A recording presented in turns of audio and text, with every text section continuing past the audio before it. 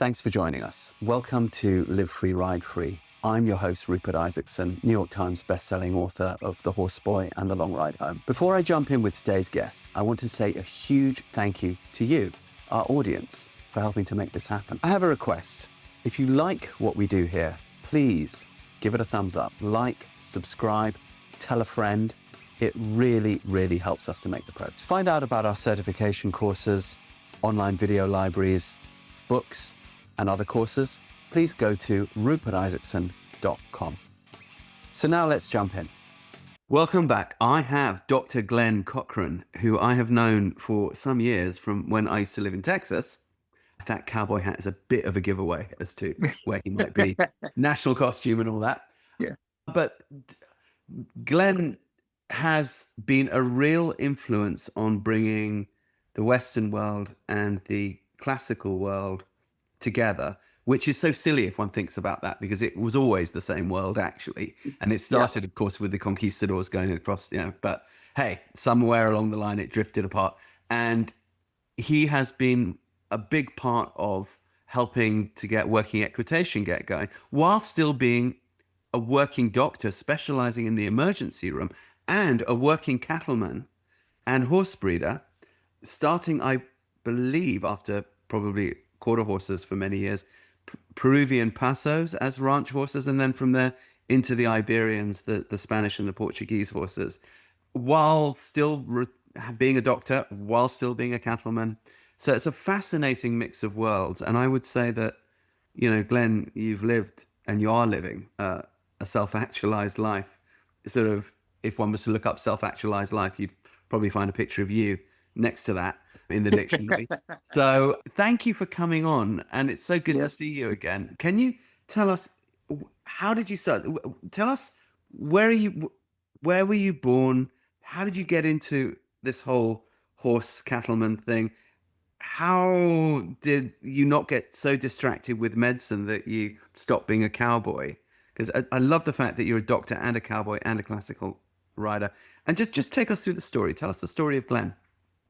Okay, well, I was actually born in Indiana. My parents were at Indiana University at the time. So the first place that I woke up I was in the bassinet in the Marion County General Hospital, which is the downtown Indianapolis hospital, mostly inhabited by Black people. So I joke around with people. I say, yeah, I don't got any problem with Black people, because I was the only white bean in the whole nursery full of black beans. But after that, my parents moved around quite a bit. But in that process, I was always fascinated with horses. Even I've got pictures of me. I'm little short pants, probably 2 years old, watching a colt run across the field with fascination. So that's just always been there. And then my dad, anytime that we would be around some horses, he was sort of a cowboy and a horsebreaker when he was younger, but when he started going to World War II kind of broke that up actually. But anytime we were around horses that he could get a hold of, well, he was always pitching me up on a horse someplace. And of course, for a while I was terrified because they were so big. But 1959 was when we moved to College Station, Texas. He taught at A&M. What did he teach? He was teaching nuclear engineering. He was one of the first people to actually do that. His degree was from Pennsylvania State, and it was in nuclear physics. But A&M wanted to start a nuclear engineering program, and so he built a reactor. Let me just ask you a question on that. Was he part of those projects in World War II? He was not so much in that during the war, but right after the war, we moved to Oak Ridge, Tennessee, and he was mostly interested in trying to start up the peacetime uses of atomic energy. Weapons and that sort of thing wasn't so much his deal, but he was on the USS Nautilus program to get the first nuclear-powered submarine and a number of other similar projects. And then during my lifetime with him, I would hear about these places like Brookhaven National Laboratory, Los Alamos, all these different places, and he would be going off to them. I never was able to go with him, but I'd hear about it. And only last year, I finally went to Los Alamos, New Mexico, and actually saw the place. And man, it is beautiful. It's an amazing place. But getting there is not so beautiful. It's a hairy drive up that mountain, I'll tell you. But anyway, 59, we moved to College Station. And pretty soon after that, he made friends with a fellow who was a rancher and a horsebreaker and a horse breeder, a fellow named Buck Kidwell. And he took me out with him to Buck's one time, and he says, Buck, this boy needs his own horse. And so he said, well, I'll tell you what we'll do. He needs to be a member of the 4-H horse club. I've got a colt that I can sell you. I bought a quarter horse for $250. Joined the 4-H horse club in Brazos County and started working with him. And my first job was cleaning out stalls that hadn't been cleaned out probably in a decade. So I felt like a coal miner for about the first several weeks. How old were you at this point? I was about 14, 15, just starting high school. Yeah. And so I, out there chunking lignite basically into a wheelbarrow. And then he had me building fences and stuff. But all along, he was working all the colts that he was breaking. And he had a pen. It was a square pen, probably about, say, 40 by 40 feet. And he would start colts with a hackamore. And he'd start them with a lot of groundwork. He was pretty unusual in his day. So he would start with groundwork. He would start the hackamore work, turning them around and moving them and turning around and moving them. And then when he was ready for the monkey, guess who? And so he'd get his big stallion out there in the pen, and he would dally the colt up to his saddle horn. And he said, get on. So I'd have to get on. And of course, my left leg became purple from banging up against the other horse, but he'd drag me around that pen. And after a while, the colts got used to having somebody on their back. And so he'd start letting the rope out little by little, and then just eventually just hand it to me. And then all I was supposed to do, I wasn't supposed to use my legs much at all. Just sit there and just let the colt walk around. And when the colt finally, his head was hanging down and sweating and everything, well, then he'd say, okay, you can get off now. And so I'd do that. So that was my introduction to horse training.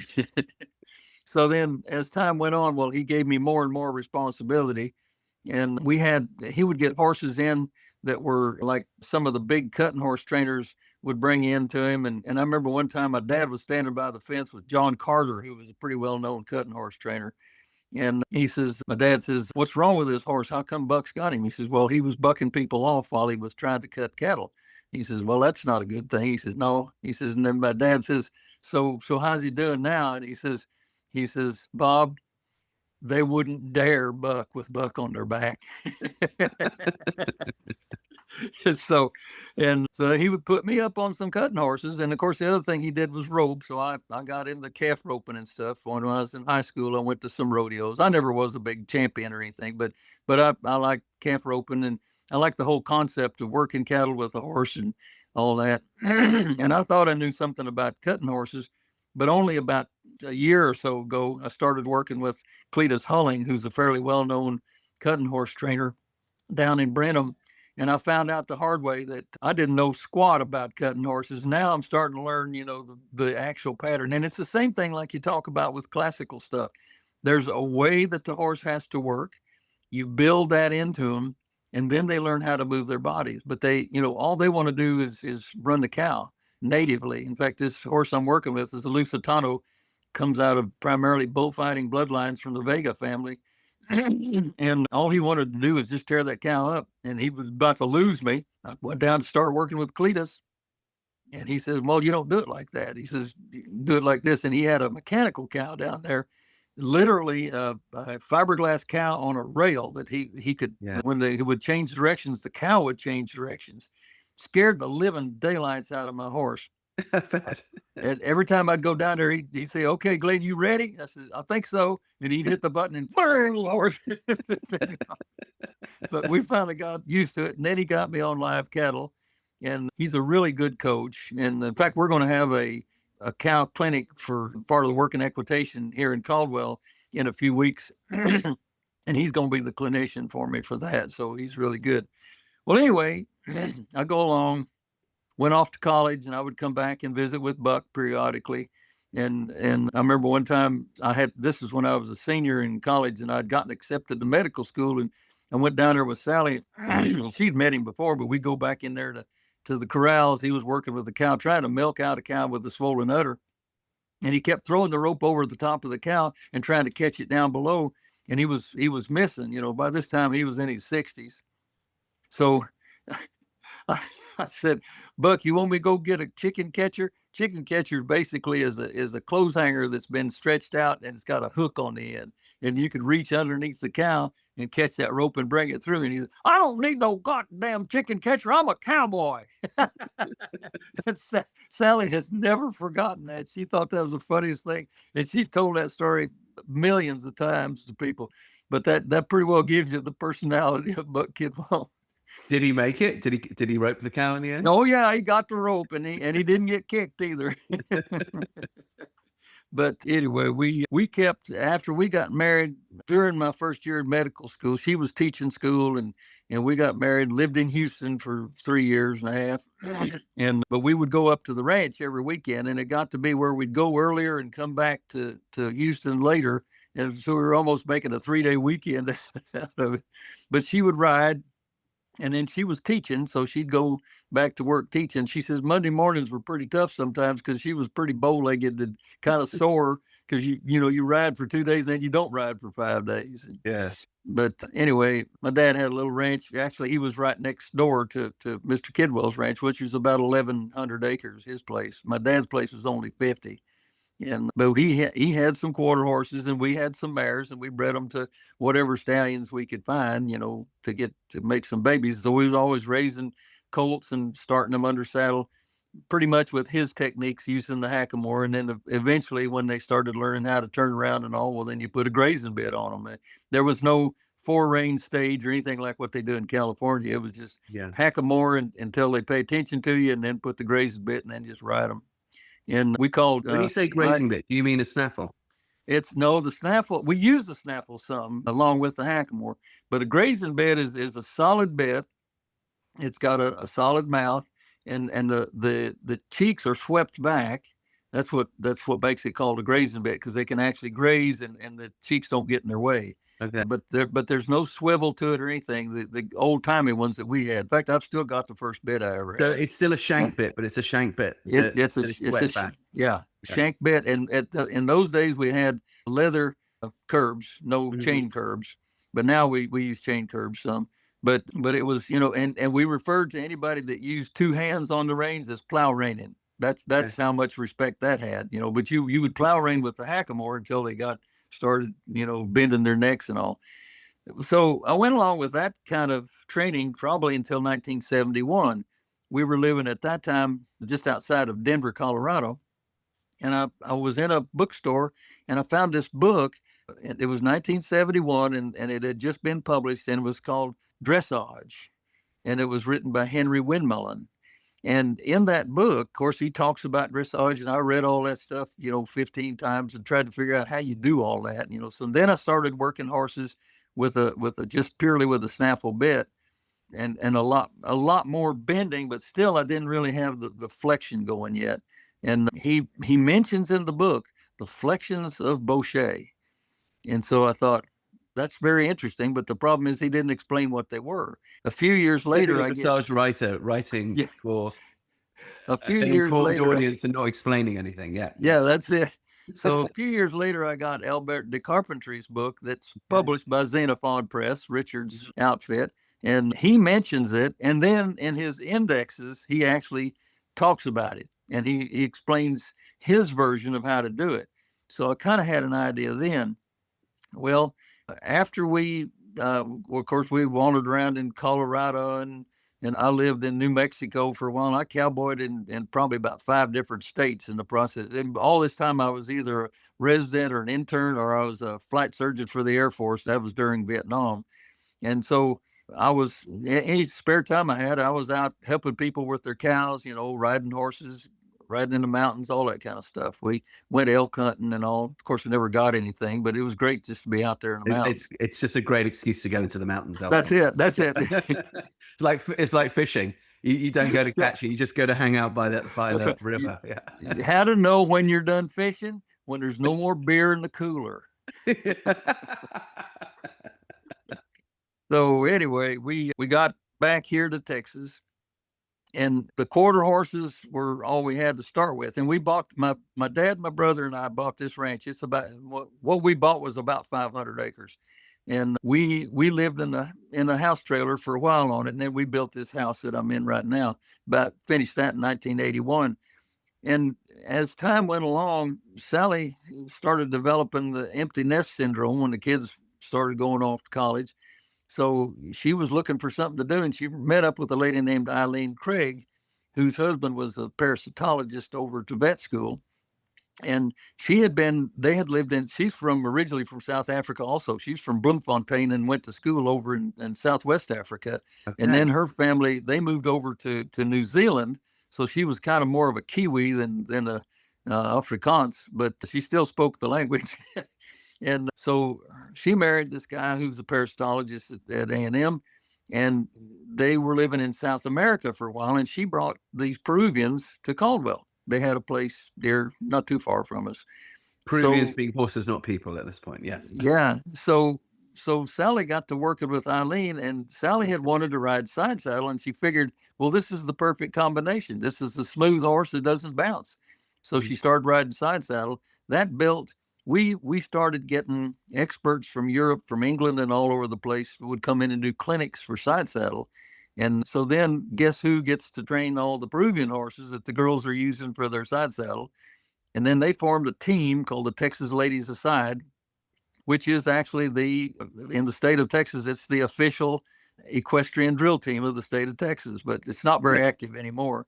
But so I was training Peruvian horses. Well, I started learning from these guys from Peru how to use the pole to work around, how to use their version of a bosal, which is very different from the California bosal, and how to use 4 reins when you're going from bosal into the brida, the bridle.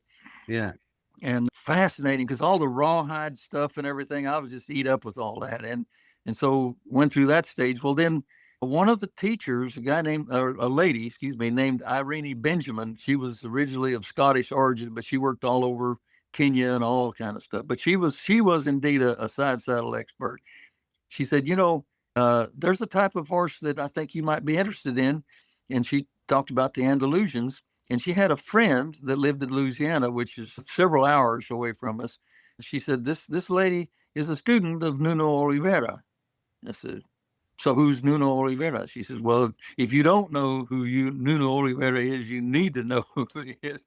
And so we started working with her. Her name was Diana Christensen. She's passed away since. But Diana was, and we had a family that we knew in San Antonio, the De La Parra family. So Maritza and Rafael Parra were raising Spanish horses also. And so, but they were using Nuno. They had their kids were being trained by him and that sort of thing. So I heard Nuno. And Diana basically was a very strong Baucherist and taught pretty much everything the way Nuno taught it. And so we rode with her quite a bit. That's where I started doing the in-hand work with the double bridle. And then, for several years, we're going over there and coming back. And one day she calls me up and she says, Glenn, I've got a proposition that you can't refuse. And I said, Diana, that's a good accent. Amazed. You'd be amazed at what I can refuse. And she said, well, I don't think you'll refuse this. That she had a young horse named Solitario who was a yearling at the time, and he was a Regalito son. Regalito was the son of Regalado, who was the son of Leviton, who's one of the Cria Caballero stallions. And she said, I don't want to castrate him, but if he stays here, he's going to have to be castrated. But if you can take him, I'll make you a trade. If any time in the next 10 years, you can bring me a gray Peruvian that I can ride, because she got interested in Peruvians. So I said, well, I talked to Sally about it. We decided, let's go over and get him. We were on our way back from picking the horse up on the 21-mile long Chafalaya Bridge when I blew a tire on the trailer with probably a $20,000 Andalusian stallion in the trailer. And there's no place to go. I mean, it's concrete on this side and concrete on that side. Trucks are just blaring by. But this young black, I guess, Creole kid comes by, and I couldn't even understand him. He says, yeah, whatever. He changed the tire for me with the truck sailing by. Wow. And I said, I really appreciate what you've done. I want to pay you something for this. He says, no, I can't do you. You can't pay me. No, it's my thing. That's what I do. So, okay. So I said, but I'll tell you what, this is not really repayment, but I'd really like to know where to get some really good boudin. And he says, oh, the Henderson Society accident on the other side of the bridge. You know, so could you say that just a little bit slower? It turns out on the west side of the Chapala Bridge is Henderson one direction, Cecilia the other direction. And he said, if you turn right, there's a filling station down there that's got that red boudin, blow your head off. I said, that's what I want. So we got the horse home, and I started him under saddle, and of course I, kind of still, I had a little bit of knowledge of in-hand work because of working with her, and so we got things started. But then after that, we've had a succession of stallions. We sort of, I guess the first one, I was working with Eastern Region Andalusian Horse Association as their announcer. That's back in Virginia. And I would meet these judges from Portugal and from Spain. Juan Llamas being one of my favorites. He's a crazy man, but he passed away a few years ago. But he would actually come stay at our house and stuff. He was great. But he just loads of stories. And so we learned a lot from him, mostly stories, not so much horse training, but he's pretty good at that too. Well, I found out about the Portuguese horses, and he started teaching me about the rejoneo, the bullfighting horses. Yeah. And it was somewhere along in there was when I found out about the clinics down at Magnolia at I can't say it, Alas dos Caballeros. Yes. And I'm trying to learn Portuguese, but it's a struggle. Anyway, that was when we started working with Manuel. It was funny because the first time we went down there, he just had everybody set lawn chairs out, and he just gave a lecture, and then we started working with the horses. And I think the first few, I may have been working with the stallion now being somewhat older, but anyway, I said, I punched Sally. I says, does this guy sound like a Spaniard to you? Name's Manuel Trigo. That should be Spanish, right? And she says, well, Sally's never been too good at accents, but I says, he talks like he is more likely he is a Frenchman. Est-ce que vous voulez en français? He said, well, here's the deal. I was born in Badajoz, Spain, but my family moved when I was young to the French canton of Switzerland. He said, so I grew up speaking more French than Spanish. And sure enough, his accent is very French, but he can speak Spanish too. And actually, I think he speaks a certain amount of German and some English. I tell him, I say, you got a slight English accent to your Spanish sometimes. but he does the best he can to explain things, and I've learned a huge amount from him. Meanwhile, since I was working in the emergency room over in College Station, this was after I'd done about 20 years of family practice here in Caldwell, and I starved out, so I needed to be able to make a living, so I started working the emergency room. Well, one of the professors at the vet school had a guy, husband of one of his graduate students. He says, you need to meet this guy. He's just sitting around watching TV, but he's from Spain and he's a horseman. And so, I finally consented. I don't know how this is going to go. So this guy shows up. His name is Fermin Carrera. And Fermin was an international jumping horse rider up until he had some kind of an injury. I never did quite get straight what that was. And he says, let's start to work these horses the way this old man in Madrid taught me. And he started working with them. And I says, this flexion that you're doing, is that by any chance the flexion of Baucher? He said, exactly.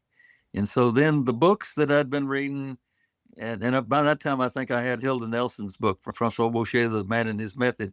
Mm-hmm. So things started kind of falling into place at that point. I had the Nuno concept through Diana, and then Fermin started working with me. And he would come over on a Wednesday.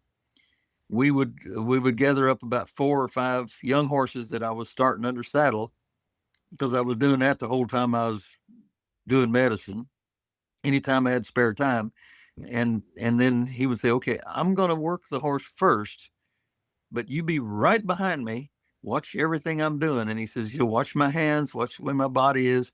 And then when I get to a certain point, then you're going to come up and take the reins, and I'm going to be right behind you, and we'll work through it. For about 6 months, he worked first. We'd work 4 or 5 horses in an afternoon. I would come along and we would change positions and I'd work behind him. And then finally one day he says, okay, we're going to change this. You going to start first. I follow you. And so sure enough, I started the in-hand work and he would we'd make suggestions and stuff. And then he would work with them. And what he was doing was testing to see if I was developing lightness. And I thought, okay, I see you, foxy devil. I see what you're up to. And but sure enough, he would say, okay, a little more outside rein, or you need to push on them with your elbow or your hand where your leg is going to be, this kind of stuff. And gradually I learned the feel of the in-hand work with the double bridle. And a lot of people say, well, I want you to teach me that. I says, you got about a year? Because it took me about a year to really kind of get the hang of it. And then every year since, and that would have been, when was that? That's probably like in the 1990s sometime. Every year since then, I've learned another little bit of this and another little bit of that, And so you're always improving. I don't think the nuances never cease. Yeah. You get around one bend and there's another bend waiting for you. That's it, like a mountain road. Yeah. So, and meanwhile, all during this time, I'm going and day working with the various ranchers and neighbors wherever we were living. I day worked in all over Texas and the Panhandle and New Mexico and Colorado. For people who are not cowboy savvy, what does day working mean? Day working means that you go to work for a rancher, usually if he's trying to round up and work a bunch of cattle, and they all do it different. It's amazing the geographical difference in clothing, the way the horses are rigged up, the way they work the cattle, whether they have pins or not. There was one place up in the Panhandle I worked, we pushed about 350 head of pairs up into a corner of a fence, like a 6-wire barbed wire fence with one little bitty extension of fence coming out the side. And there was about 7 or 8 guys sitting on their horses holding these cattle up. And then we started sorting the cattle out, leaving more calves and only a few cows kind of as nurses. And then the roping started. The rope and drag out. Of course, at that outfit, I got off my horse and I became one of the ground crew. So then ground crew, the guy comes out dragging the calf by its hind legs. You have to grab the calf, get it on the ground, get the people on top of it, throw his rope back to him. This guy was so fast that if you didn't get that rope off in time, he'd start dragging that calf back into the herd. His name was Buddy Lowry, and he was one of the old cowboys from back in the Cowboy Turtle Association back in the early rodeo days. So he was pretty slick with that rope. As luck would have it, he found out I was a doctor, and so he says, "Okay, your job on the ground cruise, you're going to be the castrator." so I was doing surgery, but they would feed us, and of course, before you get started doing the cow work, you cover probably several thousand acres horseback, gathering these cattle out of these hills and so forth. Yeah. And so that was pretty good. And then I worked some in New Mexico, mostly around Clovis, out in the flat country. And then up in Colorado, up in the mountains, where we lived in the mountains in Colorado was on the western slope. And there you had to get the cattle out of the mountains by the 15th of October, because that's when elk season started. So we're up in these terrifying mountains pushing these cattle out, and sometimes you end up in a snowstorm too. It wasn't that unusual. By October, it's usually getting pretty snowy up there. But it was fun. I had a good time, and I was young enough that I could tolerate the cold weather and all that stuff. Let me ask you a question about that kind of day working. So you're a working doctor. You've got your own cattle ranch. You've got family. And you're learning, and your colt starting. Right. So how do you possibly have the time to drive up to the Panhandle, which is, a day's drive away or wherever, and cowboy for somebody else? That's question one. Question two is that a paid gig? And how do those jobs come your way? Like, is it some sort of interesting network? Like, I'd be fascinated to know that. So the first thing, how did you find the time with everything you had going on? And second, is it paid? How's it organized? The time thing was, I just had to take time off, and sometimes there was a lot of resistance to that, because the partners in my practice felt like every time I took time off, that was taking time away from them. Of course, never mind, they would take 2 weeks to go to Europe or something, but anyway, so you just take time off and go. And then I would usually drive a truck and a 2-horse trailer and sail on up to the Panhandle. It'd take me all in one day to get there. Sure. And the connection was I had friends, ranchers and cowboys around here or wherever we were living. I just gravitated to them. I couldn't help myself. And so they would say, well, you like to work cows, don't you? And I said, yeah. Well, we're going to be working this weekend up here. Why don't you come on up? And one time, this is when I was in Greeley, Colorado, I was doing my family practice residency. One of the nurses said, we're going to be moving some horses, up to a fish camp up in Estes Park. You want to come along? And of course the answer was yes. And so Sally and I both went up there. We met at, I think it was Loveland, and they had truckloads of horses that they brought in from Briggsdale out in the plains. They unload all these horses, and some of them were already broke. So we were supposed to bring our saddles and bridles and stuff. Sally got a pretty nice, well-broke mare that she was riding. And he says, you act like you kind of know a little bit about riding some of these younger horses. And I was trying to stay covered up, but he figured me out. He says, we got one here that he's kind of green, but I think you can handle him. He's a hackamore colt. Well, I just happen to have my hackamore along, so I got him all rigged up and spun him around a few times and got him where he was not thinking about bucking so much. And off we went. It was 66 head of horses, and we went up through the hills, the foothills of the Rockies, and on up, and eventually got up into Estes Park. But on the way up there, we saw things you would never see from the road. We went through one rancher's place, and he came out on his horse and visited with us and stuff. So we get to the highway that goes into Estes Park. I forget what the number is, but at that point, you're kind of coming downhill, and it's a fairly narrow highway, and the hill rises up on one side pretty steep, and then it's kind of slopes off on the other side. And when we came into it, we're coming down the hill and then back up off on the road, and we had to run these horses right down the highway because there wasn't any place else for them to go. Well, of course, that stopped traffic. And the neat thing was the kids, they see this line of horses going down, and there was, I don't know, 7 or 8 or 9 of us riding, and the kids, oh, look, Mom, cowboys, real cowboys. Kind of an ego trip there. You kind of ride a little higher, yeah, I'm a real cowboy. And so this one guy was driving with some real fancy European car, and he was just cussing us. Just letting it go.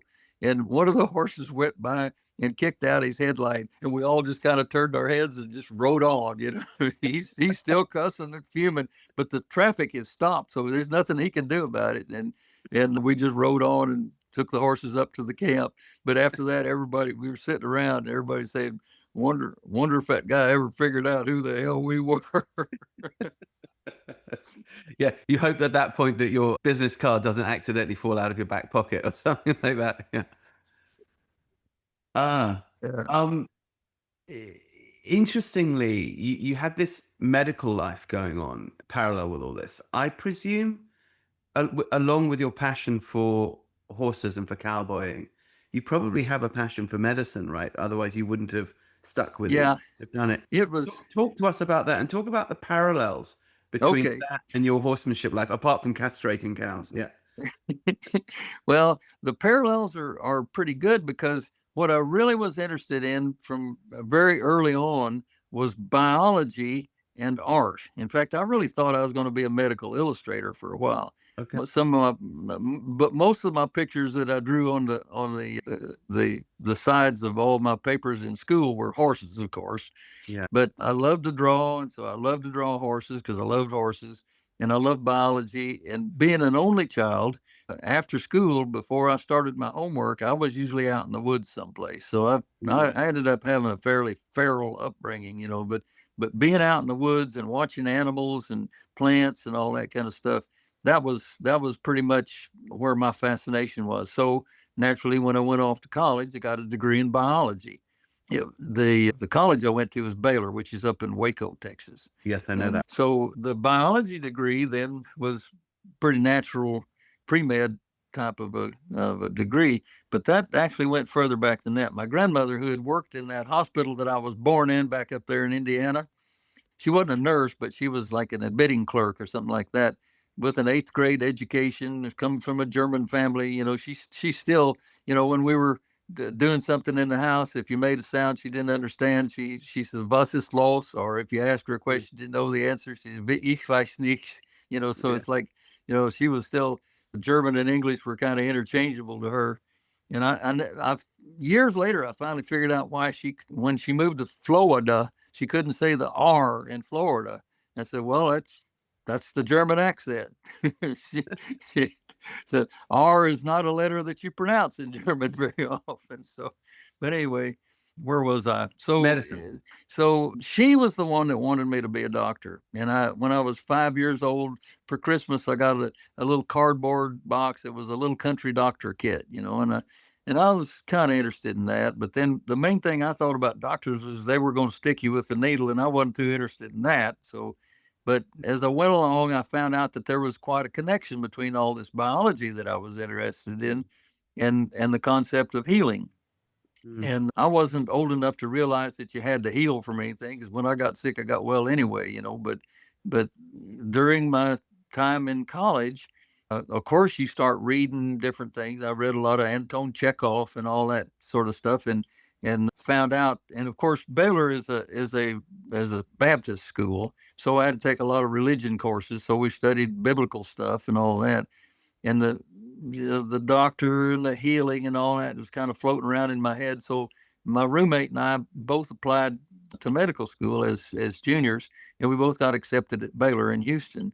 And so, of course, and we were studying night and day. I mean, that's all we did was study. Or, of course, most of my classes were in the biology department, so we were out doing field trips, catching frogs and snakes and fish, and categorizing plants and all that kind of stuff. And so that suited me just fine. Not being in the classroom and being out there in the swamps and near Waco was just fine with me. But we thought, we really wanted to get into medical school. And as time went on in medical school, I began to realize, there's a lot of different things about medicine, but the thing that made the most sense to me was what the new specialty of family practice, because there you're just working with the people that you live with. And my mom was one of those kind of people that she was always working with the people that we lived with anyway. She had a master's degree in psychology. Of course, her main thing out of college was she was a combined French and mathematics major. So she spoke French, and she could do like differential calculus, which she helped my dad later on write his book about nuclear fuel cells and stuff. So she was a pretty unusual lady, but she spent a lot of time talking to other faculty wives and stuff like that. And she would, have tea with them and just sit and talk. And a lot of them had all kinds of psychological problems. And she was a good listener and an active listener. She could ask questions and she could talk to them and then get them going. And then she would listen to them.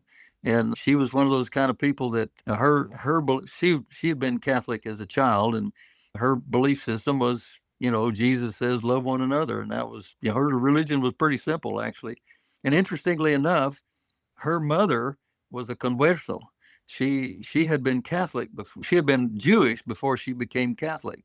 Mother. Yeah. So actually, in Spain. Yeah, genetically, I'm Jewish. So Jewish from which tradition? From mostly Ashkenazi, I think. Ashkenazi, so Eastern Europe. Yeah. Yeah. Okay, that's my father's family too. We're Ashkenazi. Yeah. I Scottish kind on of one figured. side, Ashkenazi on the other. Yeah, the I know very little about that because she suppressed that. She wouldn't talk about it, and my grandmother died. I think I was 2 when I died. I barely remember, but she became like super Catholic, But Okay. but I've read some of her letters later on that she wrote to my mom, and the tone of those letters. This would be turned during like the last 10 years of her life. The guilt trip that she would load on my mother. I said, okay, I get it. There might be a question in somebody's mind about whether she was Jewish or not until you read those letters, and then for damn sure she was Jewish.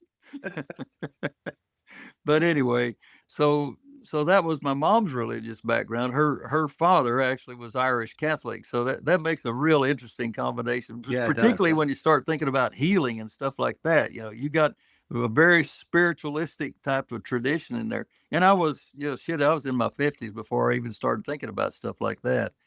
But that was interesting. Well, my dad, his family had been Protestant, and they got married during the war with the Justice of the Peace. So after the war was over, then Mom says, well, I guess we need to start going to church now that we're married. And he says, where do you reckon we're going to go? And she says, well, St. Mary's, of course. He says, well, St. Mary's is a Catholic church. He was a 33rd degree Mason. And so Mom said, well, let me ask you a question, Bob. You came to my house.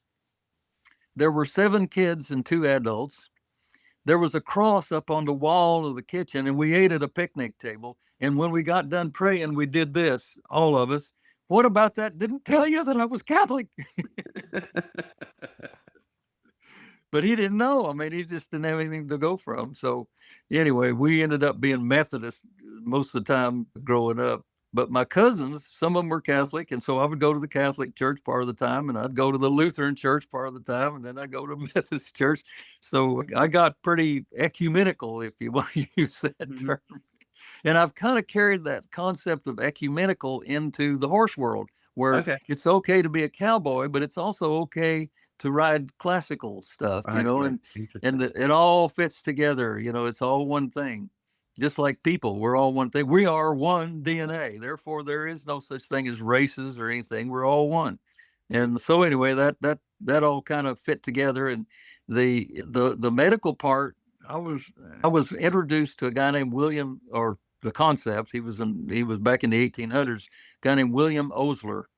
And William Osler's style, he was British, I think, and his style of medicine was to sit down on the patient's bed, get the patient started talking, let the patient tell you what their problem is. He says if you spend enough time with them, they'll tell you the diagnosis. You don't have to wonder what it is. You don't need a lab test, x-rays. They'll tell you what's wrong with them if you just listen. And sure enough, that was the way I chose to practice medicine. And I remember I had started working in emergency rooms. One of the radiologists who was reading the x-rays down at Belleville, which is about 45 minutes south of here, called me up one day. He says, Cochran, you need to be working in Belleville. I said, well, why do I need to be working in Belleville? He says, because there's less than a bunch of dumbasses down there. All they do is do x-rays in the lab. They don't know anything. And they all order CAT scans on everybody who comes in the door. He says, you order an x-ray when you need an x-ray. You order a lab test when you need a lab test. Otherwise, you practice medicine. And we need somebody like that down there in Belleville. And so, I thought he was just flattering me. But then the longer I was there, the more I realized that what he said was exactly right. These guys had a formula. You walk in the door, you order everything you know how to order about whatever that chief complaint was before you ever even see the patient. And I never would do that. I'd say, well, let me go meet them. Nurses said, well, we need some orders. I said, you're going to get some orders when I get done visiting with them, but I want to visit with them. I want to know who they are and know, how they think and what's going on. And more often than not, I came out of the room, they said, well, what do you want to order? I said, I don't need anything. I just need you to give this and a penicillin shot. And and it's not that I'm such a great guy. What it is, it's the concept of Oslerian medicine. And boy, do we need that to come back now. I guess part of the reason why I'm not practicing medicine anymore, part of it was the COVID epidemic. It was 2020 and I was covering up, mask and gown and washing my hands 50 times a day and all that. And I was doing 24-hour shifts and I was thinking, shit, I was 75 years old at that time. And I said, I'm at risk for this stuff. If I get sick, I'm going to die. And I'm not quite ready yet. I've got more horse training I want to learn how to do. And so I told them, it was August of 2020. I just don't schedule me for September and I'll think about it. Never went back. But the other thing that was on my mind was so much of what was going on was like, when in the hell did the medical profession become the medical business? Because it was never about money for me. And I just had it. I couldn't stand that anymore. And I couldn't change it, but I could change me. And so now I practice medicine on cowboys and my friends I don't do lab tests or anything. I just sit and listen to them, and I make suggestions, and I tell them who they ought to go to over in Bryan to go see about that, and I tell them what I think maybe is going on, and they appreciate I've the just fact. been, as you've been talking, I just did a quick Google on my phone. As you know, if you followed any of my work, I'm an autism dad, and we have a whole career before this podcast in helping people with neurodivergence, either who are professionals in the field. Are you a therapist? Are you a caregiver?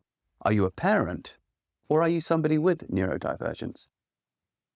When my son Rowan was diagnosed with autism in 2004, I really didn't know what to do. So I reached out for mentorship, and I found it through an amazing adult autistic woman who's very famous, Dr. Temple Grandin. And she told me what to do. And it's been working so amazingly for the last 20 years that not only is my son basically independent, but we've helped countless thousands of others reach the same goal, working in schools, working at home, working in therapy settings.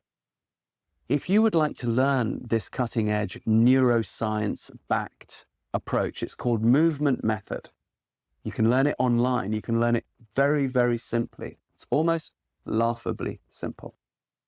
The important thing is to begin. Let yourself be mentored as I was by Dr. Grandin and see what results can follow. Go to this website, newtrailslearning.com. Sign up as a gold member. Take the online Movement Method course. It's in 40 countries. Let us know how it goes for you. We really want to know. We really want to help people like me, people like you out there live their best life, to live free, ride free, see what happens. I'm so glad you mentioned this, man. So Oslerian medicine, I looked it up. Yeah. And I just want to read this for the people who are listening and watching, because I think this is really interesting. Oslerian medicine is a patient-centered, humanistic approach to healthcare established by Sir William Osler, 1849 to 1919, emphasizing bedside teaching, compassionate care, and scientific rigor. It promotes learning through direct patient interaction, ward medicine, rather than just lectures, cultivating professionalism, ethics, and a love for people. Key principles of Oslerian medicine include bedside teaching, shifting medical education from classrooms to hospital wards, where students learn by observing and examining patients directly. Humanism and compassion, focusing on treating the patient as an individual, not just the disease. Listen to the patient, a core philosophy advocating that attentive listening to the patient's history leads to the diagnosis.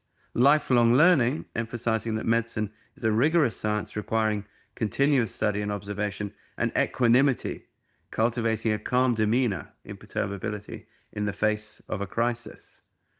Wow. And there's the McGovern Academy of Oslerian Medicine at the University of Texas Medical Branch. I think this is wonderful. And it's interesting because I have a lot of medicine in my family, but I have never heard of this. But it's interesting growing up in the UK, that idea of learning on the wards, that is, of course, now the standard, isn't it? That must have come from him. But we're not told these things.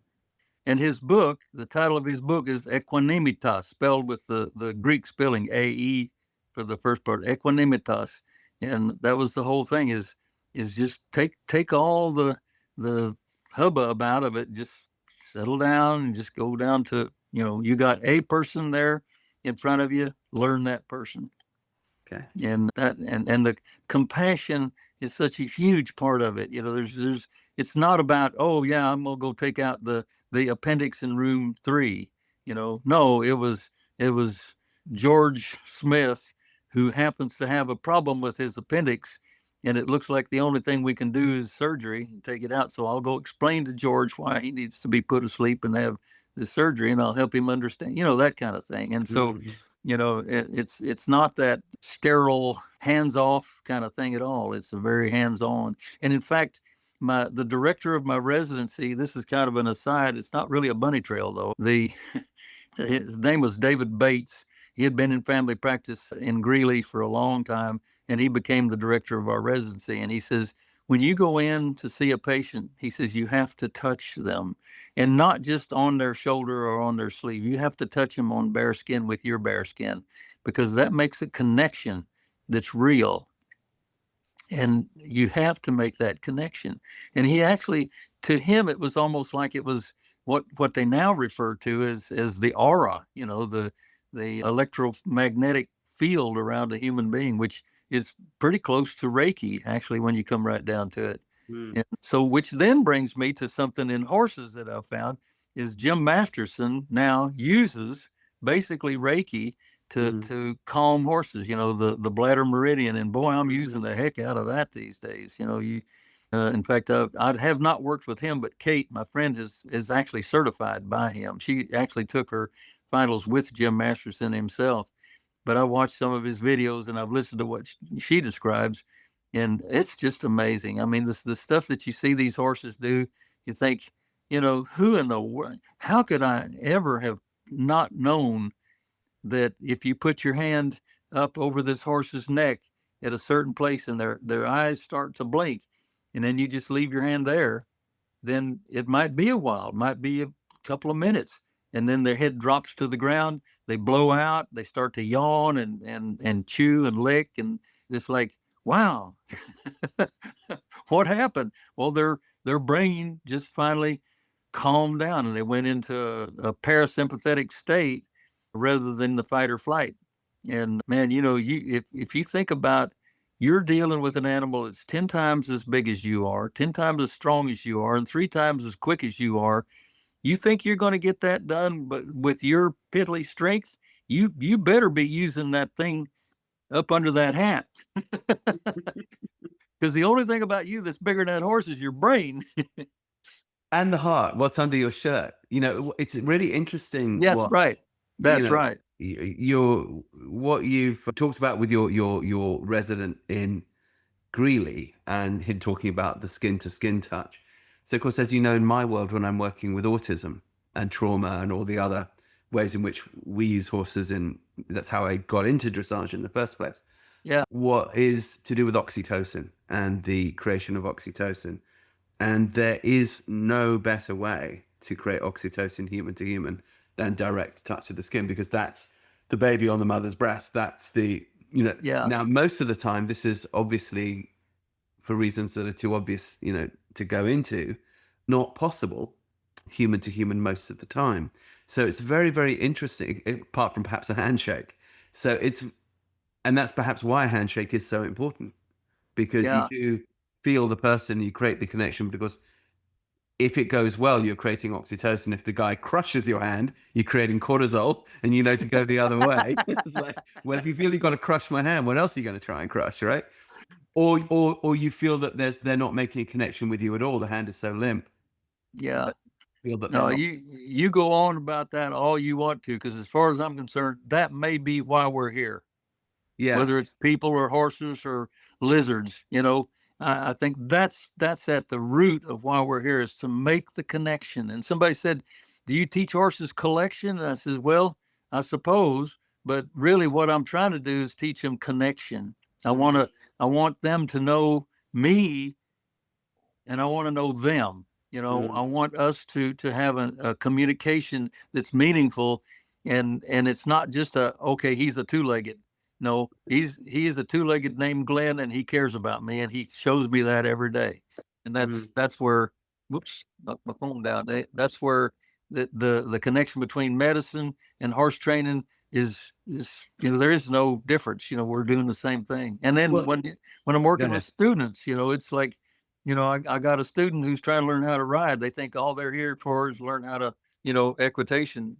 And I don't start there. I start, okay, let's walk out here with this horse on the lead line and stand out here for a while, and let's think about, who that horse is. How are they responding to you? What are they doing? What are they standing there with their head up in the air and their tail up in the air, or is their head down low? Are they licking and chewing? All that stuff that Ray Hunt came up with, was all about, is that horse with you, and are they relaxed?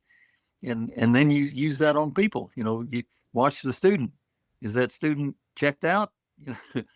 Or are they wanting to know the next thing I have to say? And that kind of stuff.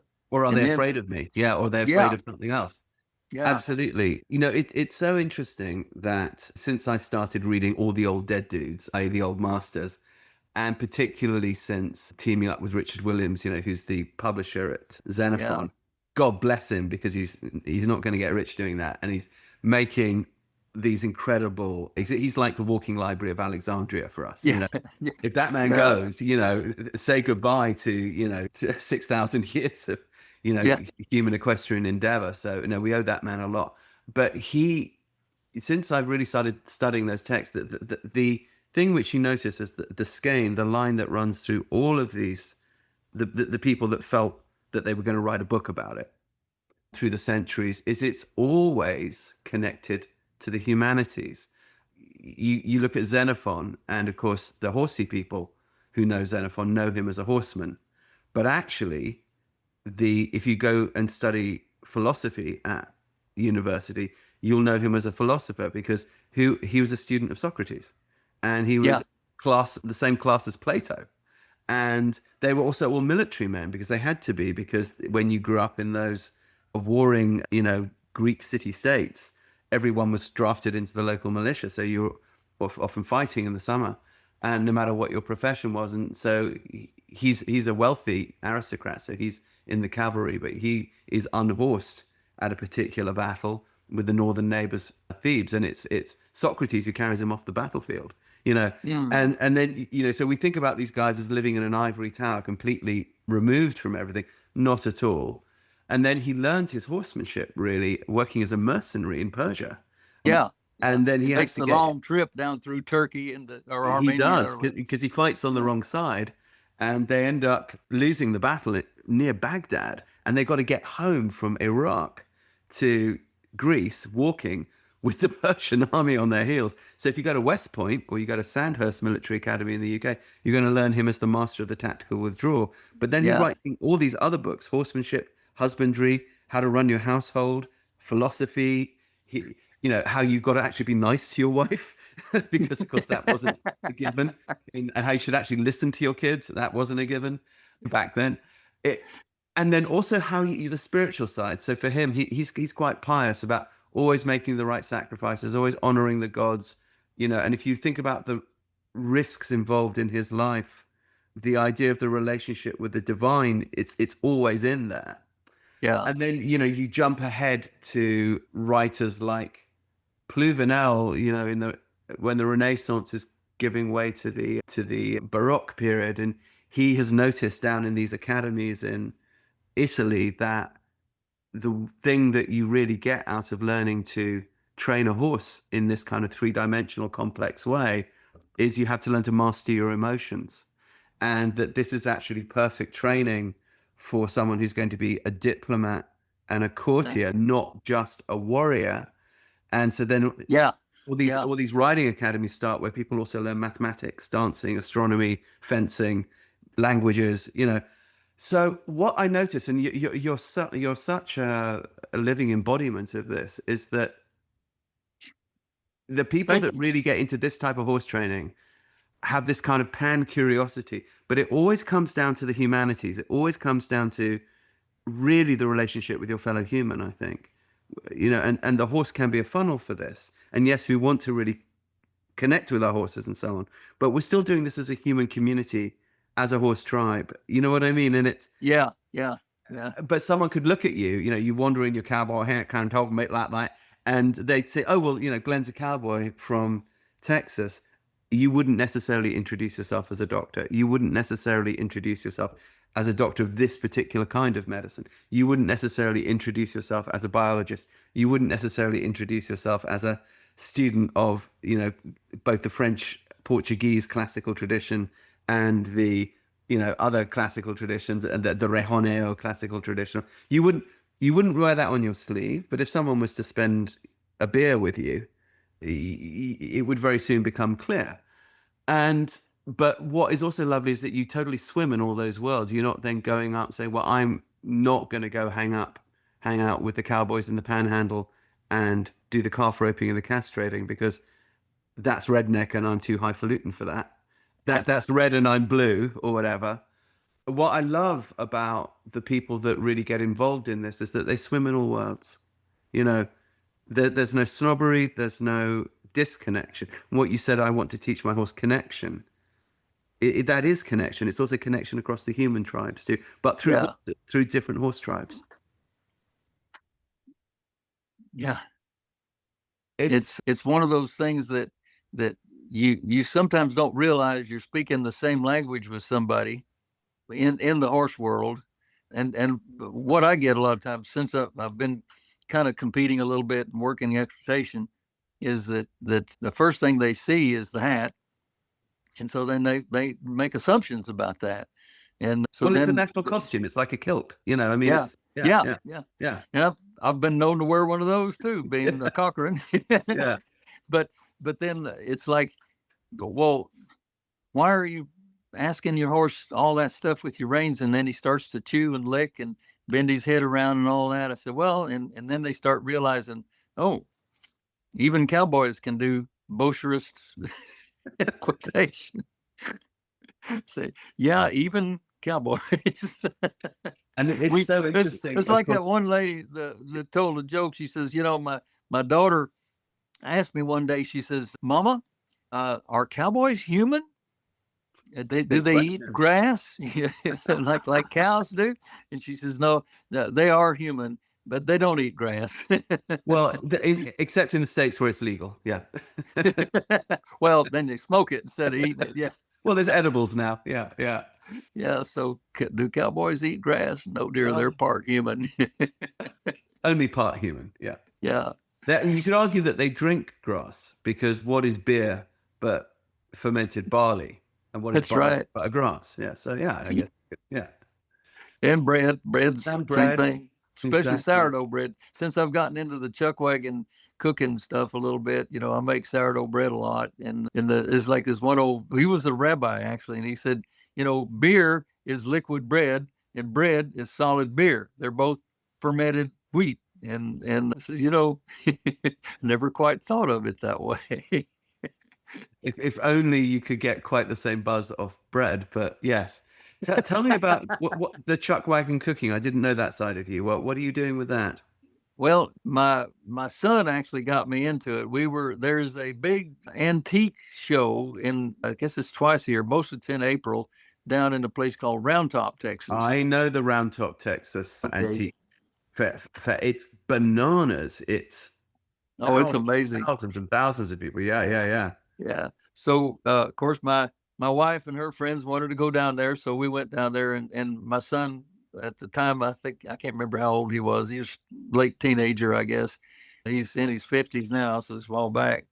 But we come to this place, this guy's got chuck wagons and all the stuff, you know, the iron pots and everything. Well, when I was in the Boy Scouts, we had learned how to cook with a Dutch oven, you know, so I knew a little bit of something about that. And we always like to camp a bunch, you know. That's another part And of cowboy. explain to people who might not know what a Dutch oven is, what a Dutch Okay, oven is. Dutch oven is basically a large iron pot with feet on it, and then it's got a lid that actually has a lip, so that what you can do is you can put the coals on the top of the oven when you put the lid on, so you have heat coming from the top, and then you got the heat underneath because you got these feet that it's standing up off the ground. So you put coals top and bottom, and then you can put whatever you're cooking in there. You can either put it directly in the pot, and these things are heavy too. I mean, they're thick walled iron, and or you can put the food in there in a container like a pie pan or something, and set it on some rocks where it's not actually in contact with the bottom. And but you regulate the heat of the thing by basically how many coals you put on the top versus how many coals you put on the bottom, which is fine until the wind's blowing 30 miles an hour. Now that does two things. One, it carries the heat away from the oven, but at the same time, it fans the coals and makes them hotter. So trying to regulate the heat on a Dutch oven is a real art form. But my son and my grandson now all think that's one of the neatest things in the world is cooking with a Dutch oven. So we ended up buying one of the wagons that was down there at Round Top, and it was just a wagon that had a box on it, but they had rigged up a set of brakes and a tongue. So when we found the wagon, it was actually drivable. but the wheels are pretty ancient. I mean, this thing was probably made in the 1840s or 50s, somewhere along in there. It was a grain wagon at first, and then it got converted to being having a chuck box on it. And so now we got the bows to put the wagon sheet on it, and we bought all kinds of jew jaws and stuff to add to it, saws and axes and plates and all that stuff, flour cans and what have you. So we could actually probably go do chuck wagon competitions, but I just don't have that much interest in that. But So where do you do this chuck wagon cooking thing? Like, do you well, when we round up cattle on our place, we'll pull the chuck wagon out to wherever we're working the cattle and set it up. And I have driven horses in the past, so I've got a bunch of harness I can hang on it. I don't currently have any mules or horses that I can use to actually drive the wagon, and I would probably have to rebuild the wheels before I did it. But it's just it's a kind of a backdrop, if you will. Nice. And then we will serve the noon meal out of the wagon.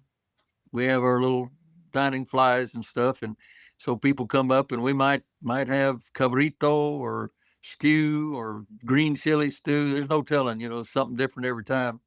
And so we all like to cook, and so we'll get together and cook up a bunch of stuff, and it's pretty Mexican type cooking for the most part. But then that fits in with South Texas, that's where we are. That's what. Yeah. Tell me where does the sourdough come into that? Well, in order to have bread, there's several different things you can have. You can make cornbread.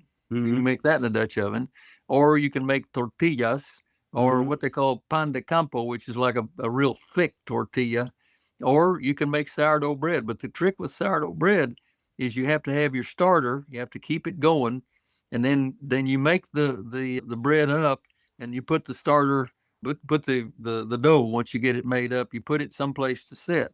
And it might be a few hours, it might be a couple of days, you never know. It takes its own time. But that's one of the things that the chuck wagon competition stuff is they want to know, can you handle a sourdough starter, and can you make sourdough bread? And so it's more of an art form than anything. But now what I mostly use it for is my family likes for me to make them some sourdough bread fairly regularly. So at least once a week, if not more often, I'm in there making up another batch of sourdough. And it's, you talk about meditation and rituals.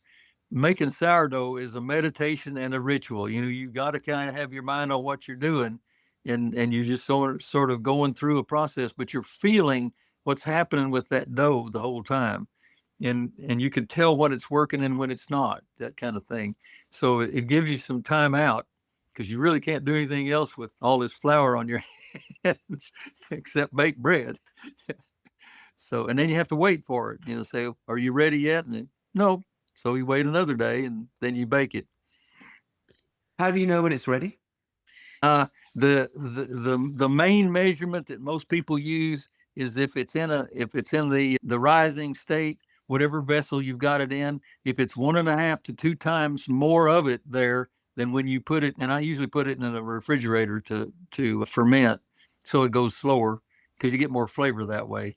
So if it's 1.5 to 2 times, and then you poke it, and if you poke it in and it comes back out kind of, fairly quickly, then you know that there's carbon dioxide bubbles in there. And when you put that in the oven at 450 degrees, that's going to give you oven spring, and you get a kind of a round loaf of bread.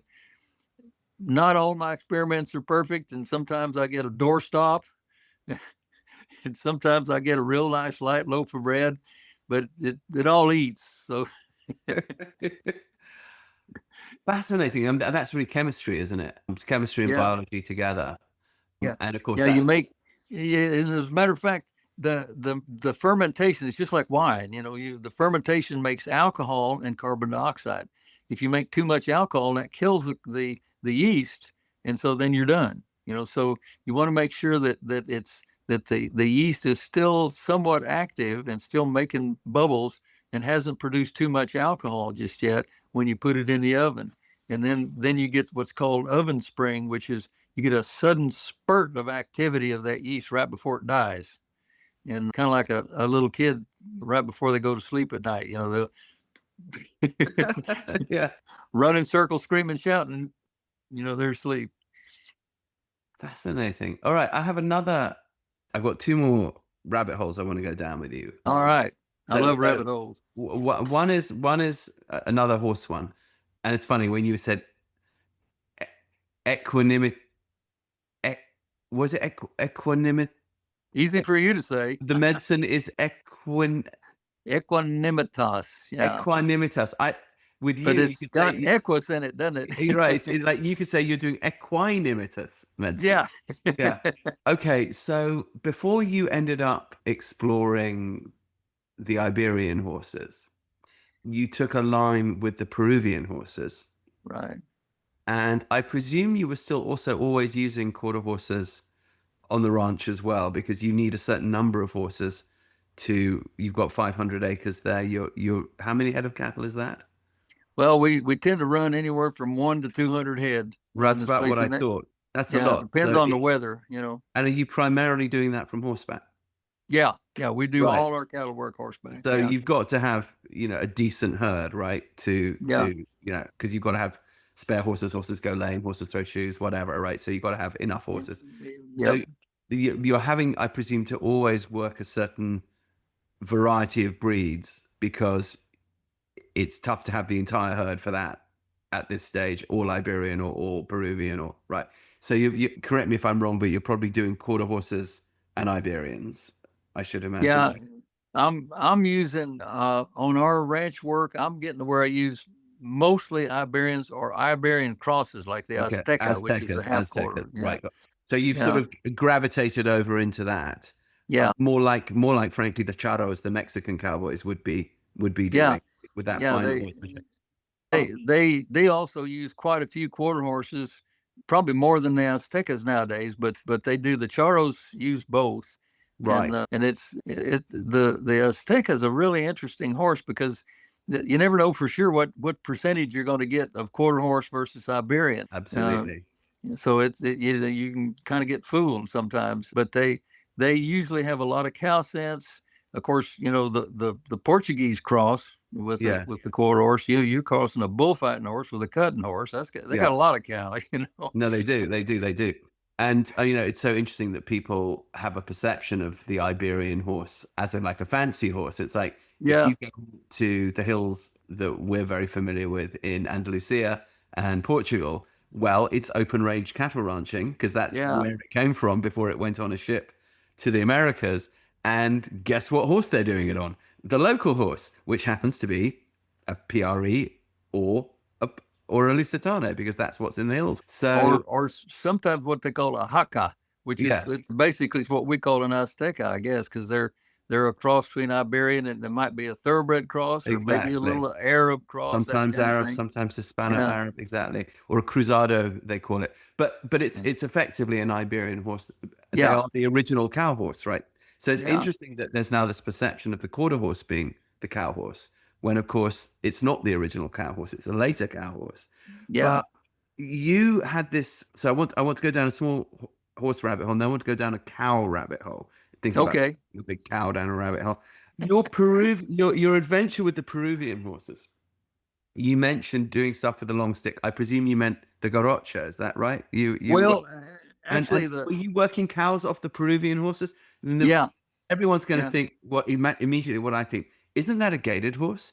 And then how effective is working cows off a gaited horse?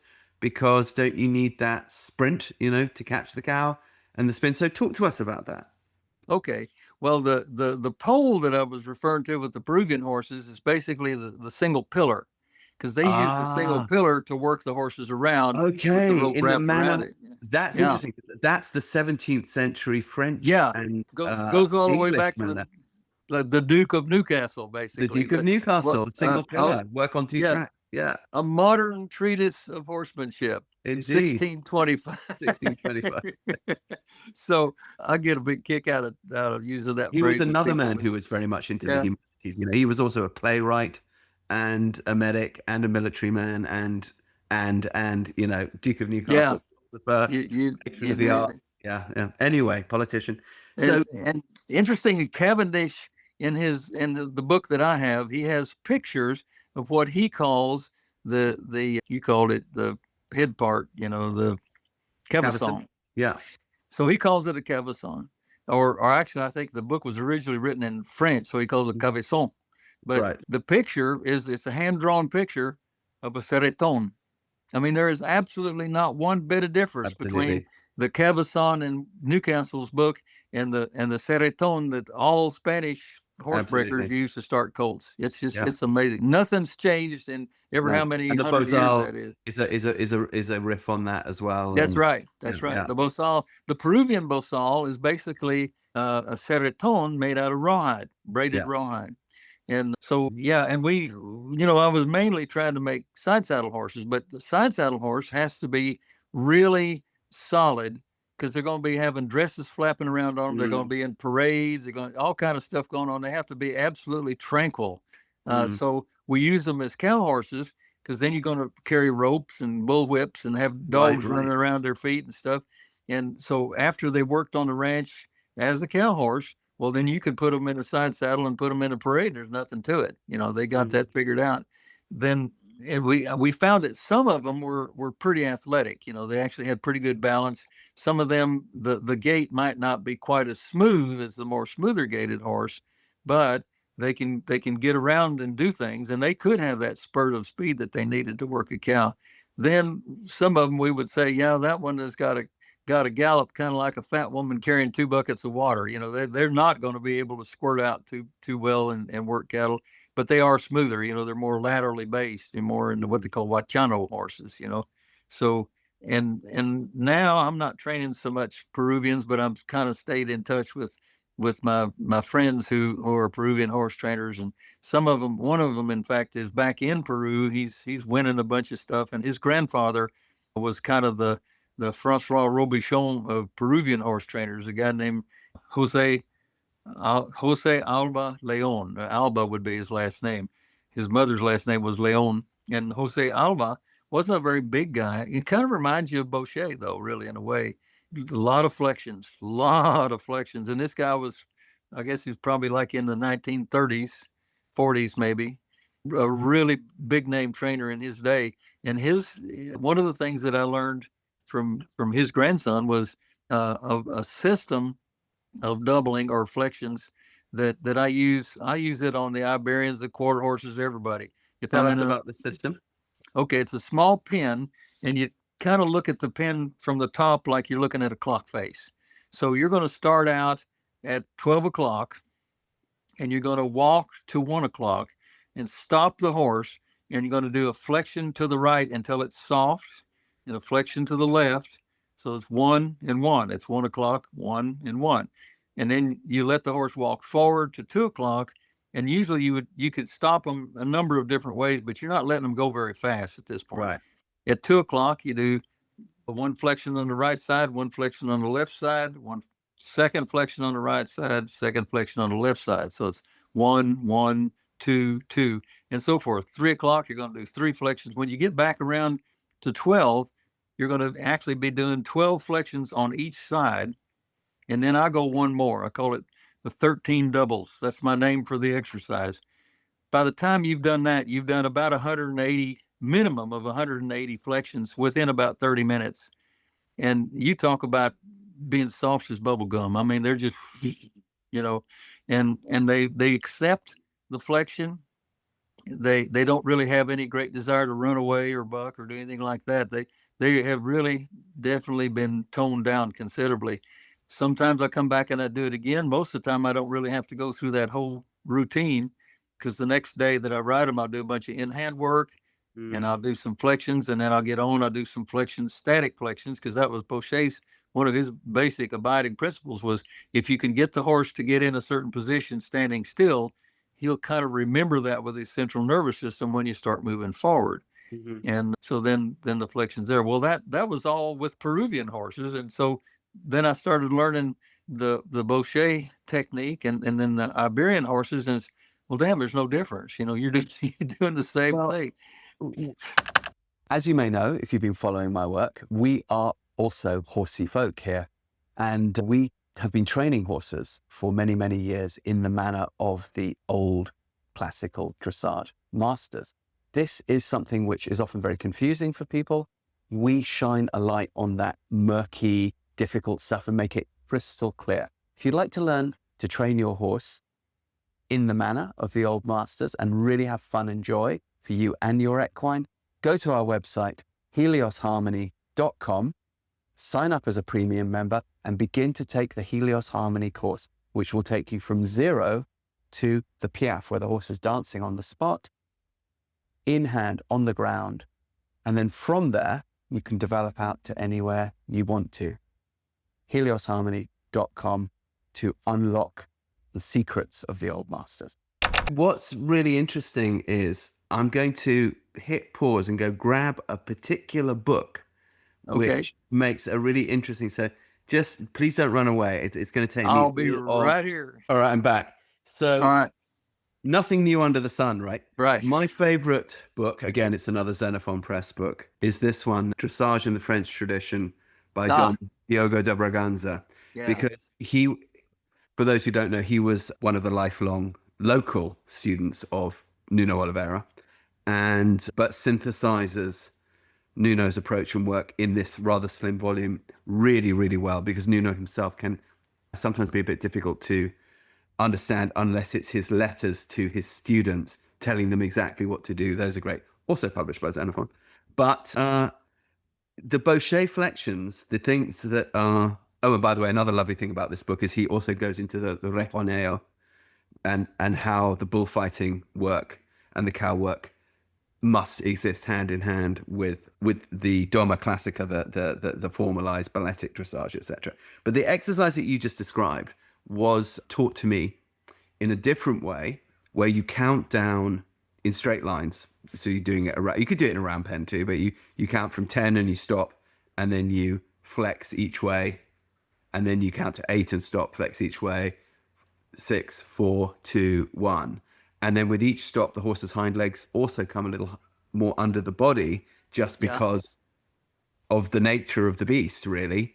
And then you can then add after that, after the flexions, a backup. So you'd always go 2 steps back or 4 steps back and then forward to the next countdown and flexion. And then you can add a very gentle jog trot to that, and the same thing, stop, flex, back up. You can even add a canter transition to that.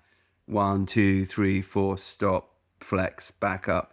And then by the time you've been doing that, you find your horses in piaffe. And that's in this book. But also the Baucher flexions, and this is what is so interesting, is it turns out, and you may know this, that what seemed to be so revolutionary with Baucher in his second manner of working in the latter half of the 19th century, in fact exists in a 17th century German book. All of the static flexions. So there's that now this debate is, well, did he get it from that and just kind of, because it's a very obscure text, or did he just by chance stumble into the same approach? But then there's this one about in the 17th century, and there's another one who comes in the 19th century, just a little bit before Baucher himself. So it seems that Baucher might have himself gotten this from older masters who were working on a slightly branched out tradition of the kind of Pluvinel pre-La Guerinière, more like Duplessis, Solomon de la Brue era, which is just fascinating, isn't it? Because it shows that all roads lead back to the same thing, and the fact that you've got your proving guys using the single pillar like the Duke of Cavendish, and like with Gutenberg allegedly inventing the printing press, but the Chinese claim they invented the printing press. And it's like, if you go back to Charles V, when he handed over to Felipe II his part of the Holy Roman Empire, which was Spain and Italy. Okay. And so where did Baucher go as a teenager? He went to work with his uncle in Italy. And so if you think that maybe some of this horsemanship came out of the Reconquista for, you know, what, 800 years of Islamic warriors fighting with Frankish warriors. Maybe the stuff was already there. You know, maybe the Italians were just continuing to do something that had been going on for hundreds of years, maybe even thousands. And so when Baucher works, I mean, this is all just a fabrication in my mind. If I was going to write a novel, and so he comes back from Italy, having worked with his uncle, and we got the flexions. And I'm thinking, you know, we don't know much about what he did with his uncle, but it's possible that he may have learned flexions there too. And so then, Right. I mean, all this stuff Oh, no, is going well, on at exactly. the same time, you know. And then, of course, I've got this great friend, Philip Wirtz in Germany, who is a fellow horseman, and he's a ex-professor of Islamic studies at School of Oriental and African Studies in London University. And he's made a study of all the lost text of classical writing from the Middle Ages, because they're not really in Europe at that point. There's one book from Edward Duarte, the King of Portugal, who says, actually, we learned a lot of this stuff from the Moors. Most of the books on fine equitation in the Middle Ages are Islamic, and they're published. Yeah, they're published either in the Ottoman Empire or they're published in North Africa and in Spain. And of course, but they're not in English. We don't read He's that read them. language. We don't read them. We don't read them. Yeah. But okay, so this here's about Baucher. So this is really interesting. Here it goes. I will nevertheless bring up the words of Gerhardt, student of the first method, on the subject of the German old school. Gerhardt wrote in 1869 that a man called Christoph Jakob Liebens published a writing book in Leipzig in 1665 that contained the same principles as Baucherism, and that another German, Louis Hunersdorf, master rider to the Prince of Hesse, which is by Kassel, it's published in Kassel in 1791, and that's very close to Mr. Baucher's, youth, a work in which is found the techniques that allow one to think that Hunersdorf was also a precursor to Baucher. And then the 6th edition of the work was translated into French by the Belgian Captain de Brochowski and published in Brussels in 1843. So right about the time that Baucher is looking for a second manor. Under the title Equitation à la monde, German equitation, méthode la plus facile, the most easy method, et la plus nouvelle, and the newest, pour dresser le cheval, to train, put together the horse, d'officier et d'amateur, of the officer and the amateur. German horsemanship, the easiest and most natural method of training the horse for the officer and the amateur. The fact that these two German works appeared, one of them 170 years before, and the other 50 years before the second manor, which was first published in 1844, contained the concepts and techniques claimed by Baucher. Does this mean that that Baucher was a plagiarist? In fact, Gerhardt writes that despite appearances, no, it seems that he hadn't copied anything. He simply discovered a collection of truths that, without his knowledge, was contained in the German old school, and he considerably perfected it by his practical application. Yeah. Well, I don't know. Maybe he was clever. Maybe he did actually, I don't know if it's plagiarized is the right word, but take something and put his name on it.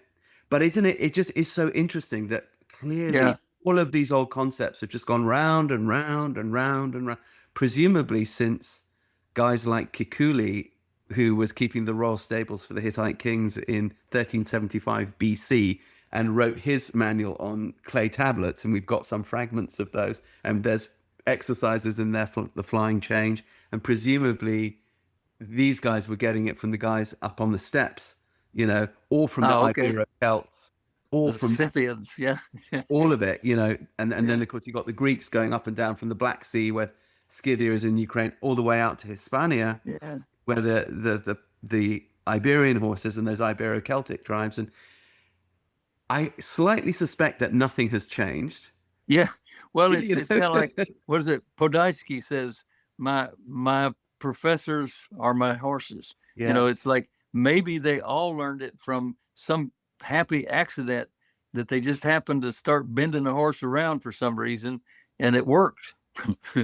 Say, Well, okay, well, let's do this some more. well, but okay, this is where I want to go down your cow rabbit hole, and this is why I think that again, one of these strange disconnects that people make, like that there is a difference between Western riding and doma vaquera, which is now what people call working equitation, and dressage, which of course is just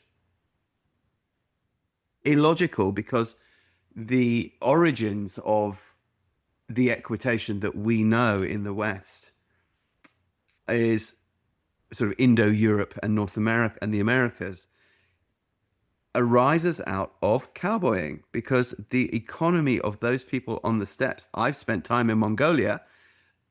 What do? They cowboy for a living. That's what they do. They also horseboy and they sheepboy and they goatboy, and they're doing the whole thing on horseback. Large herds, completely open tracts of land, and the principal economy is livestock and doing it from the back of a horse. So what do you need? You need a handy horse that can stop, start, spin, because the cow's going to stop, start, and spin. And then, of course, I noticed that my friend Glenn has some rather nice-looking cows over there. So I thought, maybe I'm going to go rustle some of those. So I do that, and then Glenn comes back from his weekend away cowboying for someone, notices that some calves have gone, but sees the tracks coming over the hill. So now pretty soon Glenn's coming after me. So we have a running fight on our horses. So now we've got to use the same principles in combat. And then a little bit later at the great fair of the steppes, where we decide we're friends again and we're getting drunk, then we're going to have little competitions of the livestock work, and we're going to have competitions in the horsemanship, and we're going to have competitions in the martial arts as well, because that's what we do when we get together and celebrate. And the same horse is going to do all of these things. That is the horse. That is the collected horse. So nowadays, when people sort of say, well, no, this is a dressage horse, but this is a Western horse, but this is... No, it's the same horse, guys. It's the same horse. And the horse doesn't care. The horse doesn't say, I'm sorry, I'm not, I'm a Grand Prix dressage horse. I'm not going to go cowboy. The horse has no concept of that. That's just a completely monkey idea. Yeah. So, of course, livestock work is absolutely at the center of it. And down in Spain and Portugal, open range cattle ranching, that was then exported to the Americas, and it still goes on. And of course, you need a horse that not only works the cows and the cow you want to bring to you, or the calf or the steer, but there's the bull you want to keep away from you and dance around it. So you've got to use a lance, the garrocha, and perhaps you may go into the bull ring and dance around it with a rejon, a bandolero. All right. So you are actually doing this. Do you have the same passion for cattle that you have for horses? Because cattle, I've not worked a lot with cattle, but my grandfather was a cattle rancher, and I grew up around a certain amount of cattle on the farms growing up in Leicestershire in England. And I know just enough about them to know what an absolute pain in the ass they are. They are ornery and dangerous and all sorts of things, and not easy to work with at all. And you have to have a real feel for them. But the people that have that feel for them really have the feel for them.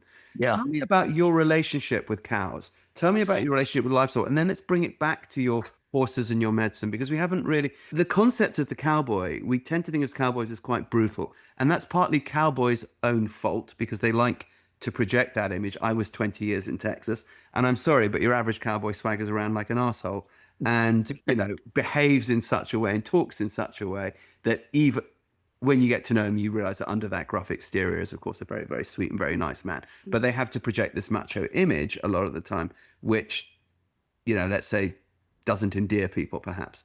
But nonetheless, you can't just be all brutality if you're going to work with animals that are considerably larger than you and can be quite aggressive. So talk us through your whole relationship with the humanities and cattle and medicine and horses and so on, and the ranching life. Well, of course, when I was working with Buck Kidwell as a teenager, 14, 15 years of age, the whole thing that we were doing was cowboying. That's all we knew then. Nobody ever saw an English saddle in those days. Nobody had any idea about that stuff around this part of the country. And so it was all about, you're making a cow horse. And after a couple of years of work, you should have a pretty fine cow horse. But some of the early work with cows with a horse. You had to get the horse over being scared of the cows and all that kind of thing. And then, of course, then the idea of roping was to immobilize the cow so you could doctor on it, vaccination or something like that. So there it's management, and you sure don't want to hurt them because that's your product. So in those days, we weren't seeing $5 a pound calves like we're seeing right now. This is totally unheard of. But then 35 cents a pound was a big price for a cow. But that's all you had. We were in a big drought back in those days, and people in the ranching business really weren't making a lot of money of any kind. So, and some of them would start, breaking horses and stuff like that just to kind of have a little income in addition to what little bit you get out of the cows. We didn't have sheep so much in this part of the country. That's where the parasite load is just too much for sheep here. It's too humid. So West Texas is where you would see the sheep and goats. But what I learned is that cows have their own ideas about things. And one day I was in that pen that we broke colts in, and there was a cow in there with a baby calf. Buck had put her in there. I guess she just had the calf, and he was kind of watching her to make sure she was okay. At that point, I didn't really know, all that much about the cow part of cowboying. So I was due to learn when I went in the pen, and she was there, and she kind of wrung her tail at me a little bit and pawed the ground once. And I thought that's pretty cute. So I pawed the ground with my foot, pawed the ground, and she dropped her head, and she had some pretty good sized horns on her. She came after me, and I mean, she launched at me. And the pen had sides that were made out of rough cut oak boards that were probably about 8 feet tall, but I cleared that son of a bitch. And just about the time she hit it with those horns. And so I learned a real important lesson there was these little women are very serious about their babies. They take them real serious, and you don't mess with them. And so now we don't, well, in fact, people are starting to worry about screwworm flies again now, but we're not seeing them yet. But in those days, first thing that had happened is the damn flies would blow a calf's umbilical cord, and you'd get a screwworm larva infestation, and you could lose the calf. So we had to really watch them close. And then most of that was a little before my time, but I remember putting stuff called Pink Lady on there to keep the flies off. And before that, the Smear 62 was the sticky, really foul smelling stuff that you would put in any wound that had been what they call blowed or had larva already in it. And it would kill the larva, and it would stick to that gooey, rotten stuff enough that no more new flies would come in. And so, almost like a type of tar, maybe. Yeah. Well, what this means is you're going to have to rope a calf to doctor it whose mother really wants to kill you. She really wants to kill you.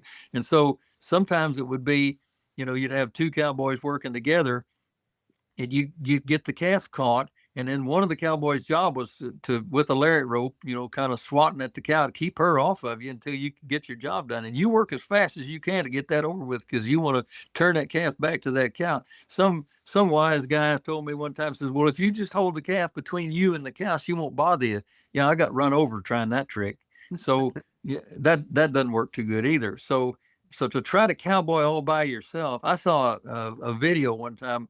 It was somewhere in South America. This guy had a mule, and I don't know how he trained this mule to do this, but he was working on the calf. I think he was putting an ear tag in it or something. And that mule was facing him and the calf with her rear end, her very lethal pair of boxing gloves in back, aimed at the cow. And she was keeping that cow off of that guy. I thought, boy, I want one of those. I really want that mule bad. But so that was kind of some of the initial stuff. And then pinning cattle. Sally went with us one time, first time she ever pinned cattle. Of course, I've been doing it for several years by that time, so I was an expert, So we go out in the brush. Brush here, our forests, most of the trees are probably anywhere from 10 to 15 feet. Down in the creek bottoms, they might be 30 or 40 feet, but we don't have big, tall trees. But we got a lot of brush in between them, yopon and wait a minute vines and greenbrier. So it's dry, but tangly, brushy stuff. It's really hard to get through. A snake has trouble getting through this stuff. And so we're back there, and we're rounding up about 300 head of cattle, and there's 5 or 6 cowboys and I don't know, 4 or 5 dogs. We call them leopard dogs. Some people call them Catahoula dogs, but they're cow dogs, and they go out there. They're hunters basically, and they go out there and hunt the cows. And the only thing is that they're not allowed to bite the cows, but they can bay them and push them.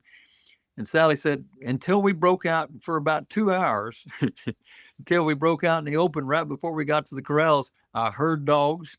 I heard cowboys, whoop, making their sound. I heard cows. These were Bremer Cross cows. This horrible sound. You think it's a dinosaur going to eat you. And then the calves, and she heard all that, but she said never saw a dadgum cow until they broke out in the open, because you're in that brush thick. And the reason the cowboys making noise is because you want to know that you're level with the other guys on either side of you. So they call it the song of the brush. And it's like you're making just enough noise, or you may be whistling or humming or doing something so they can tell where you are, because they can't see you. And so we're all coming together. And so all 300 cows are in front of you. And then we get them into the pens, and then we start the sorting process, which one of the most elegant ballets I've ever seen. Usually Buck would be doing it. He would stand in the gate, and we'd have a bunch of cattle in a pen, and I'm back there pushing the cattle towards him. And of course you got cows and calves, and you're trying to sort them. And he'd be there with his stallion and a bullwhip in this probably about a 10 or 12 foot gate. He and the horse are the gate at this point. And if a cow tried to come by, he'd pull back, let the cow go by. If a calf tried to get out, he'd jump forward, maybe crack that bullwhip, do something to get that calf to run back in. And in about 30 minutes, we had 300 calves and no cows in that pen. And it was just amazing. Even today, I find that's one of the jobs of a cutting horse, is a gate horse like that. So then we'd start, catching the calves and working them. And that's when you find out that little calves can kick pretty hard if you're in the wrong place. And sometimes they can fight pretty hard. What's funny is the cattle that we're raising right now, we call them corriente cattle. They're northern Mexican cattle. It's the ones that they use for roping and rodeos and stuff. And why are you raising those? Well, we've evolved into that because we starved out in 2011. We got such a bad drought, we sold all the cattle on the place. I remember that drought. That was the year of the big fires. Yeah. Yeah.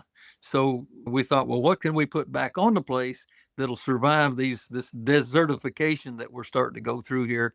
And a friend of mine said, well, why don't you raise corrientes? And so I started buying them, and next thing I know, I've got a herd of 150 of them, and I've got a guy that likes to buy our calves from us, that he's involved with the team roping business. So we actually make a little bit off of them. They're nothing like beef cattle for price, but we make something off of them. And the good thing about it is I get rid of the calves before they're 3 or 4 months old, so you don't have to worry about the cow getting dragged down too bad by the calves. But back, I guess it was in the 70s, we were raising Simmental cattle. That's the big German ones, yeah. Swiss and German cow. And these suckers would be easy 1,500 pound cows. And we'd wean calves off at between 500 and 600 pounds at 5 and 6 months of age. I mean, they were wonderful cows to deal with. They're very tame, very sweet for the most part, until they have a calf, and then the tameness goes away for a little while, and you have to kind of watch out for them too. And they were horned cattle too. So, but after a while, the price and the desire for Simmentals kind of dropped off, and we ended up getting out of that. We started crossbreeding at first with Brangus and Beefmaster and stuff, but then we finally realized what was selling was the Brahman Hereford cross, Brayford cattle, or Tiger Stripes, as a lot of people call them, or F1. That cross with an Angus bull would give you something that would go to the feedlot. Everybody loves them, the white, black, baldy kind of thing. And so we started raising Brayfords, and we did pretty well with those until about 2011, and that's when we sold all those out. But we were raising a herd of Brayford heifers and selling them at a special sale and making pretty good money off of them, because people really wanted them. That's the brush. That's the queen of the brush. She's the one who takes care of her calf and comes up with the calf every year without fail, all that kind of thing. And they are different. The Bos Indicus, we were using Brahman bulls on Hereford cows to do it. Some people do it the other direction, but you're still working with either Brahman or part Brahman. And those cattle are extremely personal. They either love you or they hate you. There's no in between. And if they know you, they'll do anything for you. But I'd be like By springtime, after feeding these heifers through winter, I could walk out in the middle of a field and they'd come crowd around me like, hey, it's Glenn. Let's go see what Glenn's up to. Where somebody that they didn't know walks in that field, it's like they're gone. Where'd they go? They just disappeared. So they knew who I was, and they knew that whoever that is not him. There's Glenn and then there's not Glenn. There's two categories of human being, and so that the Brahmin influence. One guy joked, he says, when the Brahmin influence came into Texas, it changed all the corrals. Either you built for them or you rebuilt after they flattened the whole place. Because they're that way. They get skitsy, and if they start running, well, they'll just run into and flatten out anything in their way. So wooden corrals, some parts of which may have been made out of old bed springs, that's a good joke around here. Yeah. They're gone. Everything's welded pipe now because that's the only thing that'll hold these crossbred cattle. But and they can be nice and tame if you work with them and you feed them by hand. A lot of people will pin them without using a horse. They'll go out there with a sack of range cubes and they'll bring them in the pens and all this. But then you get in that pen. Have you ever wondered why a bull will fight when he's in a bull ring when out in the pasture he doesn't? Claustrophobia. You put that sucker in a small area and he don't have no place to go to get away from you. He's got another choice. If I can't run from you, I'm going to run through you. And that's where bullfighting, you have to have the right size pen. You got to have some possibility that he's going to make a run at you that's going to last about so long. That's where I'm thinking Pablo Hermoso, he learns about a bull pretty quick, how long that bull's sortie is going to be. And so he knows, okay, if he's going to make a 14 or 20 foot sortie, I know I got to be out there at the end of that so I don't get run over. And then of course they got the quiebro and the zancada, all the different things that the horse does to dodge the bull and all that. But he probably that bull may not do anything to you if you're out in the middle of 500 acre pasture. He just says, okay, there's a horse. I don't like him. I'm going to walk over here. But you put him in a small area. Well, that's what happened with Brahman cross cattle when you put them in a pen. It's the same phenomenon. And you learn how to get the heck out of their way pretty dang quick. When one of them looks at you, it's like, oh, shit, and you get out of the way. And if you're working them horseback, you're pretty much okay because they'll usually take on a horse. Although I have had some wrecks with that too. I've had somebody asked me one time, it says, well, you talk about bullfighting so much. Have you ever done it? I said, well, as a matter of fact, I have, but it wasn't exactly the formal type. I was usually either in a brush thicket trying to catch a Brangus bull and get him out of there. And he was more interested in killing me than he was getting out of there. And I've been hit. I've had horses, knocked almost out from under me, all kind of stuff. When they take a notion to get after you, they're quick. They can move. Right. This animal that looks too big to move that fast is like lightning all of a sudden. Yeah, they are. And so I've been hit, I've been knocked down, I've been run over, I've been kicked up. In fact, I had one that pinned me up against the fence with her horns. It was a cow, and my brother was on the other side of the fence. I say he's my brother. He's his adopted brother, but anyway, he climbed up the fence, got up above me, grabbed my arms, and pulled me up out from this pair of horns that had me nailed to the fence. Wow. So those are some of the wonderful, fun things that you get into. And of course, you're doing it under ideal circumstances. Temperatures ranging sometimes close to 15 degrees Fahrenheit, wind out of the north, blowing sleet. You're trying to calve out a cow. She's laying down and you're laying down in icy, wet grass. Your horse, hope to God he's staying with you over here, standing off to the side, and you're trying to get a leg out so you can pull his calf. That's some of the other fun things that you get into. And then, of course, she shows her appreciation when she stands up and runs you back to your horse, or milk fever. She hadn't had the calf yet, but the calcium level in your pasture is a little bit too low. She gets hypocalcemic because she's putting it all in the milk. And so she goes down and she gets all like that. And so you go out there with your veterinarian and you run an IV in her and you squirt some calcium in her, and she comes up and she tries to run you both into your truck. They have some interesting ways of behaving. They can be real friendly and real sweet, You can hand them a range cube and they'll take it out of your hand, or they'll try to kill you. And it can happen within a half a second, you know? So you learn that personality trait. And then when you're working with them horseback, you learn that they'll go so far and then they'll stop and turn around. And that horse has got to be able to stop, back up, and turn around in order to stay with them. Otherwise, they got you. They've just outwitted you. So that's where the horse part comes in. You learn to watch a cow. If she looks there, she's going there. If her ear twitches, she's going to do something. If her tail rings up over the back of her neck, get the hell out of the way. She's coming to you. You know, it's just all kind of stuff that you learn about how to read a cow's intention. But they are smart, and they can be pretty damned athletic sometimes. They may not look like it too much when they're just walking along through a field, but that can change in a second. And I remember being at my a cattle sale at my granddad's in Zimbabwe with Brahman bulls, and just the bull jumping out of the auctioneer's ring. yeah, came I'd out say and fence was hey, everybody. approaching 7 feet high, and the thing just walked up to it and jumped into the crowd. Yeah. I've never seen people move so fast. Not like you had to have a running start or anything. You just sort of like a high jumper. Yeah, there we go. Straight over. How do you even do it? But this is what I mean. I mean, all the reasons that you've just elucidated, they make great stories. But when you're actually doing it, it's massively hard work and often very painful and sometimes lethal. Yeah. So you've got to have a real love for it. Why do you love cows? Because you could just be doing horses, Glenn. You could have just been a colt starter and and all of that.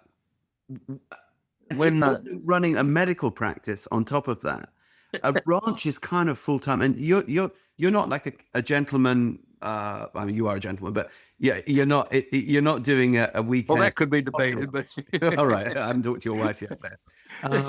But 500 acres in Central Texas, I know that's actually a very viable economic unit. So that's kind of a full-time gig. And a very demanding full-time gig on top of your demanding full-time gig of being a doctor, on top of your demanding full-time gig of being a horse trainer. So why do it? Why the cows? Why that extra work? Well, somebody asked me one time, do you raise horses to work your cattle, or do you raise cattle to work your horses? And I said, it's kind of confusing. I'm not sure I know the answer to that, because it's kind of a little bit of both. But I remember as a little kid, I guess I was probably about 10 or 11, we lived next door to a dairy, and this was a bunch of Jersey cows out there, and they were kept in their pasture with a single strand electric fence, which, by the way, you can either learn about them by reading about it in the book, or you can learn about it by peeing on the fence. One lesson will really stick with you better than the other. Anyway, so I would go crawl under that fence and go out there and mess with the cows. I was just fascinated with them, just like I was about horses. Okay, so the cows themselves did and still do have a fascination for you. Yeah. I have. In fact, my first riding experience was a cow. It was a little Jersey cow. I'd go out there every day after school and I'd start petting on her. And next thing I know, I'd lean over, and before I knew it, I was sitting on her and she was walking around the pasture. She didn't try to buck me off or anything. She's real tame. And I thought, boy, if it's this much fun with a cow, what would it be like with a horse, So, yeah, I don't know. I just like cows. I like the smell of them. I like watching them. I like seeing the babies come and working with them, the work with the lariat rope and all that kind of stuff. And, it's an art, it's fun. In fact, I'm an honorary charro, or as my wife says, an ornery charro. I've learned a little bit about some of the rope spinning stuff and how to work with the cattle, but their big orientation, the charro, his whole thing is you want to work with cattle in such a way that you don't cause damage to them or them do damage to you. So you got to, it's a way of working with animals. And we actually prefer to work them with the ropes and by hand rather than putting them through chutes, although I do have a chute. And for some things it's preferable. But, they banging up against pipes and stuff like that, I'd just rather not do that if we don't have to. So anyway, it's and some of it's a matter of opinion. There's some people think that, what we do is terrible. And I say, well, do you eat hamburgers? And they say, yeah. Okay, well, then you're eating a dead animal and somebody had to kill that animal. So just think about that a little bit. Sure. No, I mean, those discussions, I mean, In my mind, they're almost not worth having because, yeah, for all the obvious Yeah, reasons. you're not But gonna win that one. but you know, Anyway, and that's it's interesting. All my autism work, I've been early mentored, and then I continue to be mentored from time to time by Dr. Temple Grant, who of course yeah, is autistic and has devoted her life to making the slaughterhouses less yeah, stressful yeah, with the animals that go through them. And she has this whole thing with cows, and of course, for that she gets death threats from the animal rights people for trying to make it less stressful for the animals go through this. I mean, what can you do? But it's very interesting you brought up the word charro. So for the again listeners and viewers who don't know what a charro is, I do because I lived in Texas. Can you explain what is a charro? How does that he, relate to a cowboy? And he how does the charro kind of make the connection between that classical world and that white Western world? Okay, there are I think 9 events in the charrería, and most of them have to do with either riding rough stock or roping stuff. And then one of the events is the escaramuza charra, which is the girls, the 8 girls in a drill team who do death-defying enredado, with their horses at a gallop, and it's beautiful with their flowing dresses and their all side saddle, and it's wonderful. That was my wife's passion with the charrería was with So a charro is a Mexican cowboy, right? yeah, and basically there are 2 types of Mexican cowboys. There's the vaquero, and Mhm. he's just literally a country cowboy. That's yeah, and he handles a rope and he handles cattle, but it's pretty much what needs to get done, that sort of thing. The charro is a gentleman who practices the art of elegant cowboying, and it's the charrería. You'll see like well in North American rodeo, you got 8 seconds to get the calf tied. In charrería, you got 8 minutes to do rope tricks before you finally put the rope on the cow. That's kind of gives you an idea of the difference. Yeah. We're looking for the floreo, it's called, making the flowers with the rope, taking it over, jumping through it, all that kind of stuff. And then finally it goes out the remate, the rope goes out, and the cow or horse or whatever it is gets their feet in the rope. You pull the slack and you maybe put it around yourself, all kind of interesting stuff. And it's a big show. Of course, the big hat that's worn and all that, the costumery and everything. It's just a whole culture of the best of Mexican horse and cattle work, with the music, the mariachi music, and all that sort of thing. So it's just a beautiful fiesta, and I became addicted to it. I guess back in, I don't know, quite a few years ago. So I was always showing up and always participating. We were doing what I guess you'd call a halftime show with the side saddle horses at the charreada down in San Antonio during the Battle of the Flowers parade during the San Antonio Fiesta. And I got to know a bunch of the charros, and in fact, one of my neighbors is a former charro who comes from a family in Jalisco that really big into the charrería. So we've been down there and we visited with them a lot. And I tried to learn, shall we say, how to do the cola a caballo, the where you take a hold of the bull by the tail and flip the bull, and Yeah, it's an amazing event, that one. yeah, I got pieces of it figured out, but I never really got good at it. But it's quite a deal, and so they were real helpful. They coached me, coach the gringo. But it's just a neat culture. I just love being around it, and I love what they do. Some of the stuff they do is pretty artificial, but it's beautiful. It's a wonderful thing to do, and it's particularly the rope work. Those kids down there, they're 3 years old. They can do way more with a rope than I ever will be able to do. It's just amazing what they can do. So it becomes a part of their life. The extension of your hand is your riata. And they don't use. They use the rawhide riata to an extent down there for certain things, but the charrería is always with the maguey, the ixtla fiber, the stuff that comes from the cactus. Okay. And it's a lightweight rope. There's 2 or 3 different diameters of it. And they can get that thing going, and it just fascinates me. I can sit there and watch it by the hour. It's just. No, I so agree. I discovered it when I lived in Texas, and it always surprised me though. We lived in Elgin, Texas, and the Elgin rodeo ground the charrería would happen at the same rodeo ground as the regular white rodeo would happen, but Yeah. never the two would meet. So it was really interesting. We lived riding distance from that rodeo ground, Ah, and or short trailer distance. So we on occasion would show up with our Lusitano horses and just sort of ride around and piaffe around and enjoy it, because there's a lot of really beautiful dressage riding going on, classical riding as well. As you know, at the end, there's often a classical event where people are piaffing and passaging and doing all these wonderful things, and the winner is the one who gets the best reaction from the crowd. So they've all got like their people in the crowd, chucking panties at them, to yeah. to be the one that wins. And I loved it. But what was so interesting to me is the Western riders I knew in Elgin knew nothing about it. And Yeah. certainly, like, they lived in the same town and they were completely unaware that this whole other thing was going on that had been going on since Texas was Mexico. Yeah. And yeah, and they would go and eat at the Mexican restaurants, and they would participate in the rodeo, and they might even cowboy, but they wouldn't have any crossover to the Mexican cowboys, which I always found that would just floor me.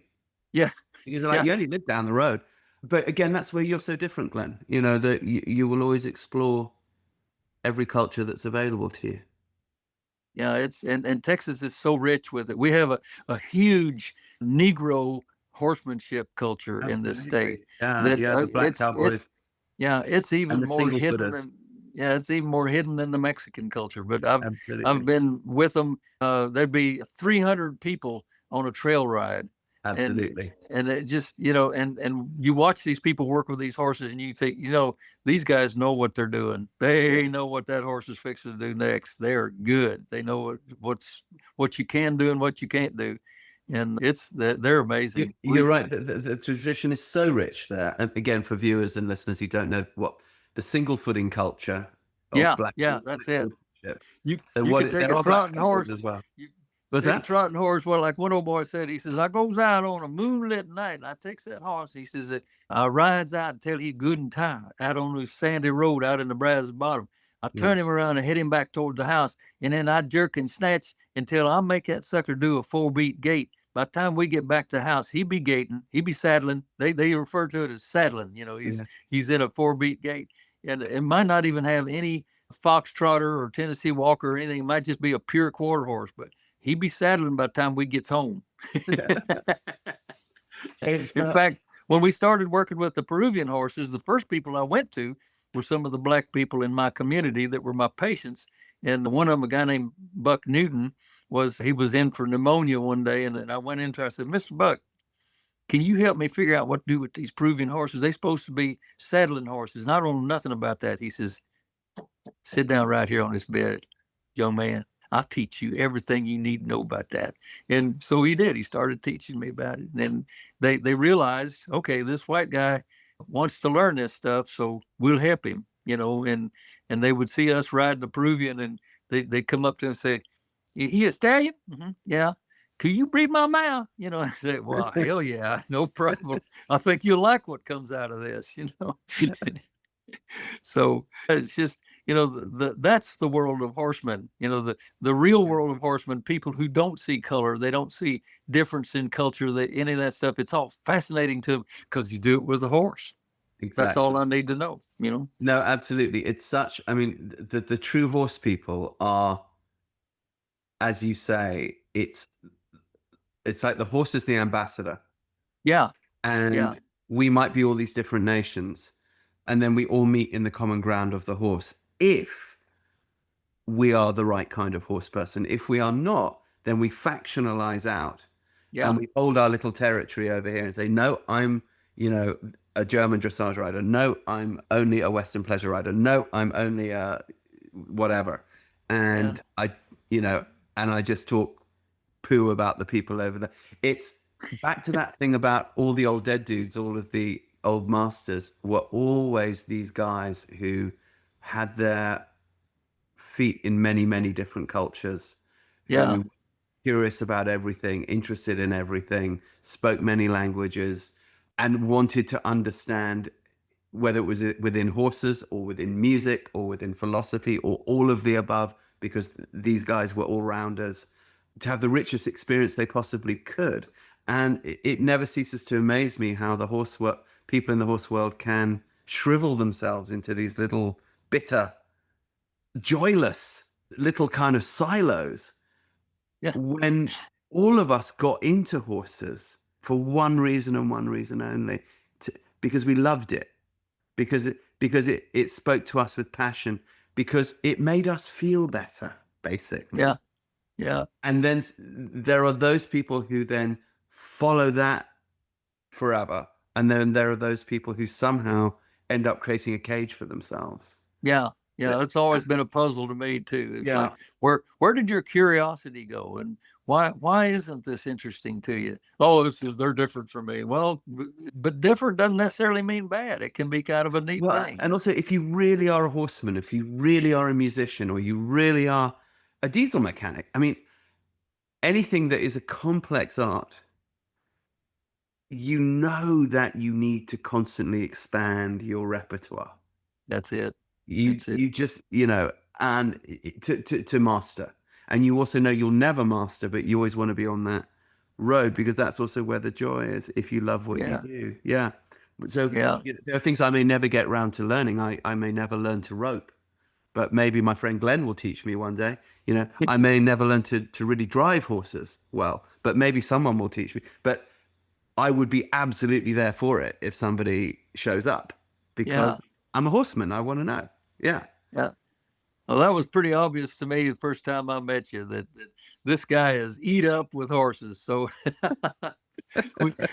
we've all our relationship was solidified within minutes of the first time I saw you. Indeed. Well, I hope to continue it. I hope to see you.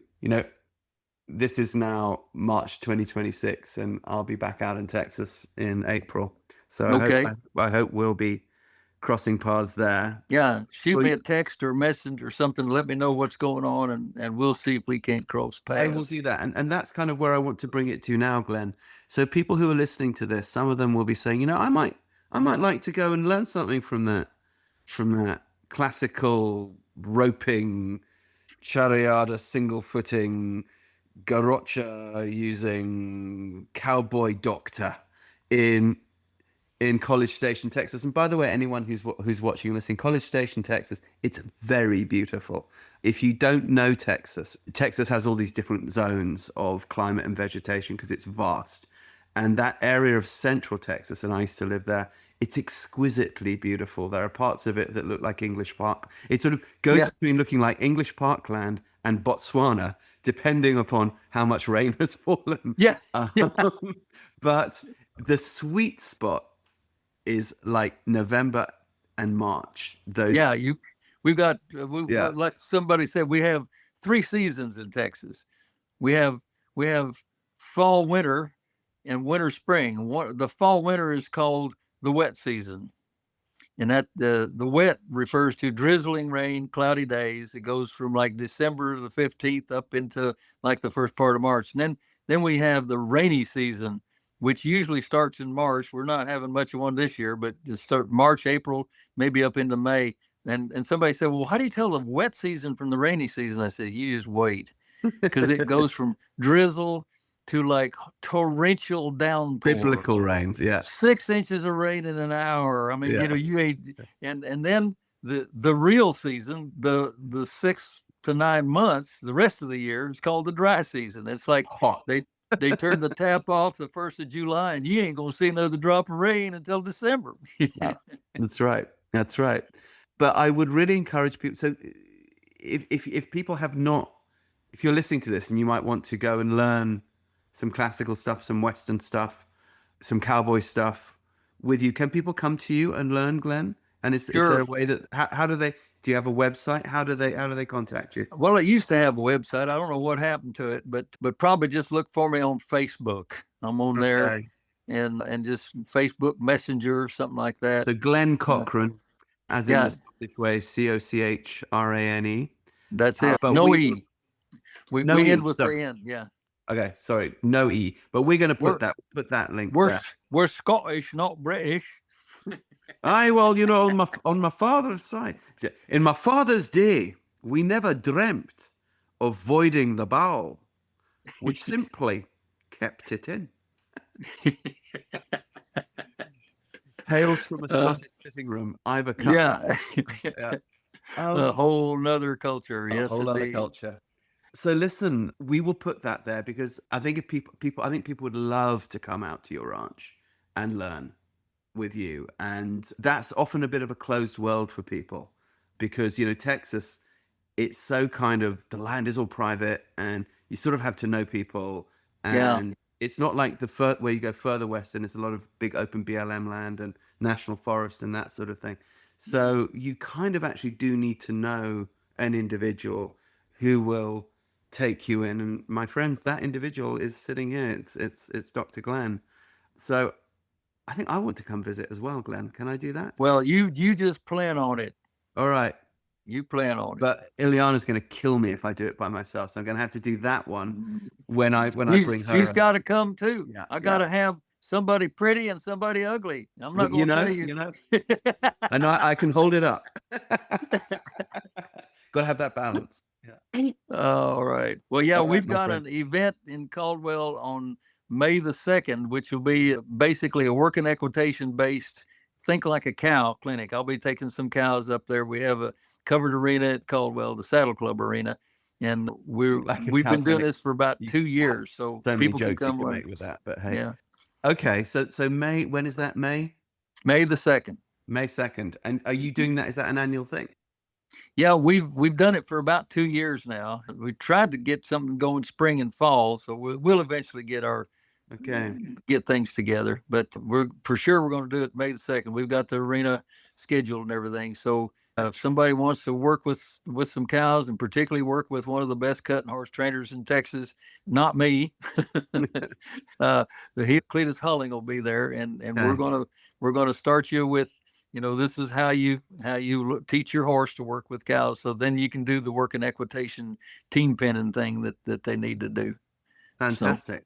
All right. Yeah. Well, we'll put that. We'll get all the links in there and let people know.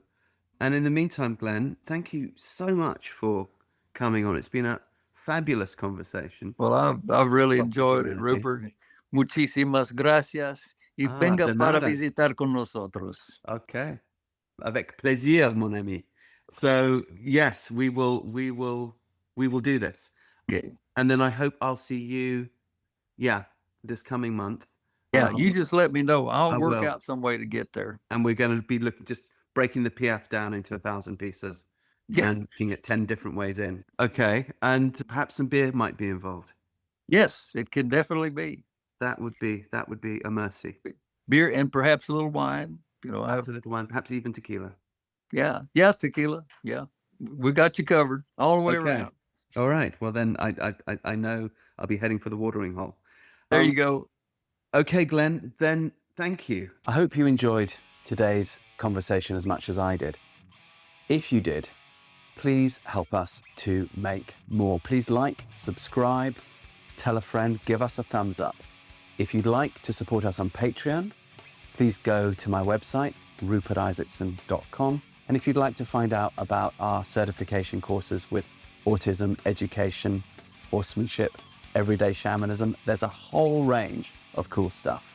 Putting a show together like this is not an easy task. If you'd like to support us, please consider going to our Patreon page and showing us some love there. Even the smallest donation, it really helps us to keep the good content coming. So go to rupertisaacson.com and click on the Patreon link. Not to mention our excellent merch. Please go to our shop and check out some of our really cool rock and roll themed merch, t-shirts, hoodies, all that sort of thing. rupertisaacson.com, it's all there. I can't wait for our next guest and also to meet you there. In the meantime, remember, live free, ride free.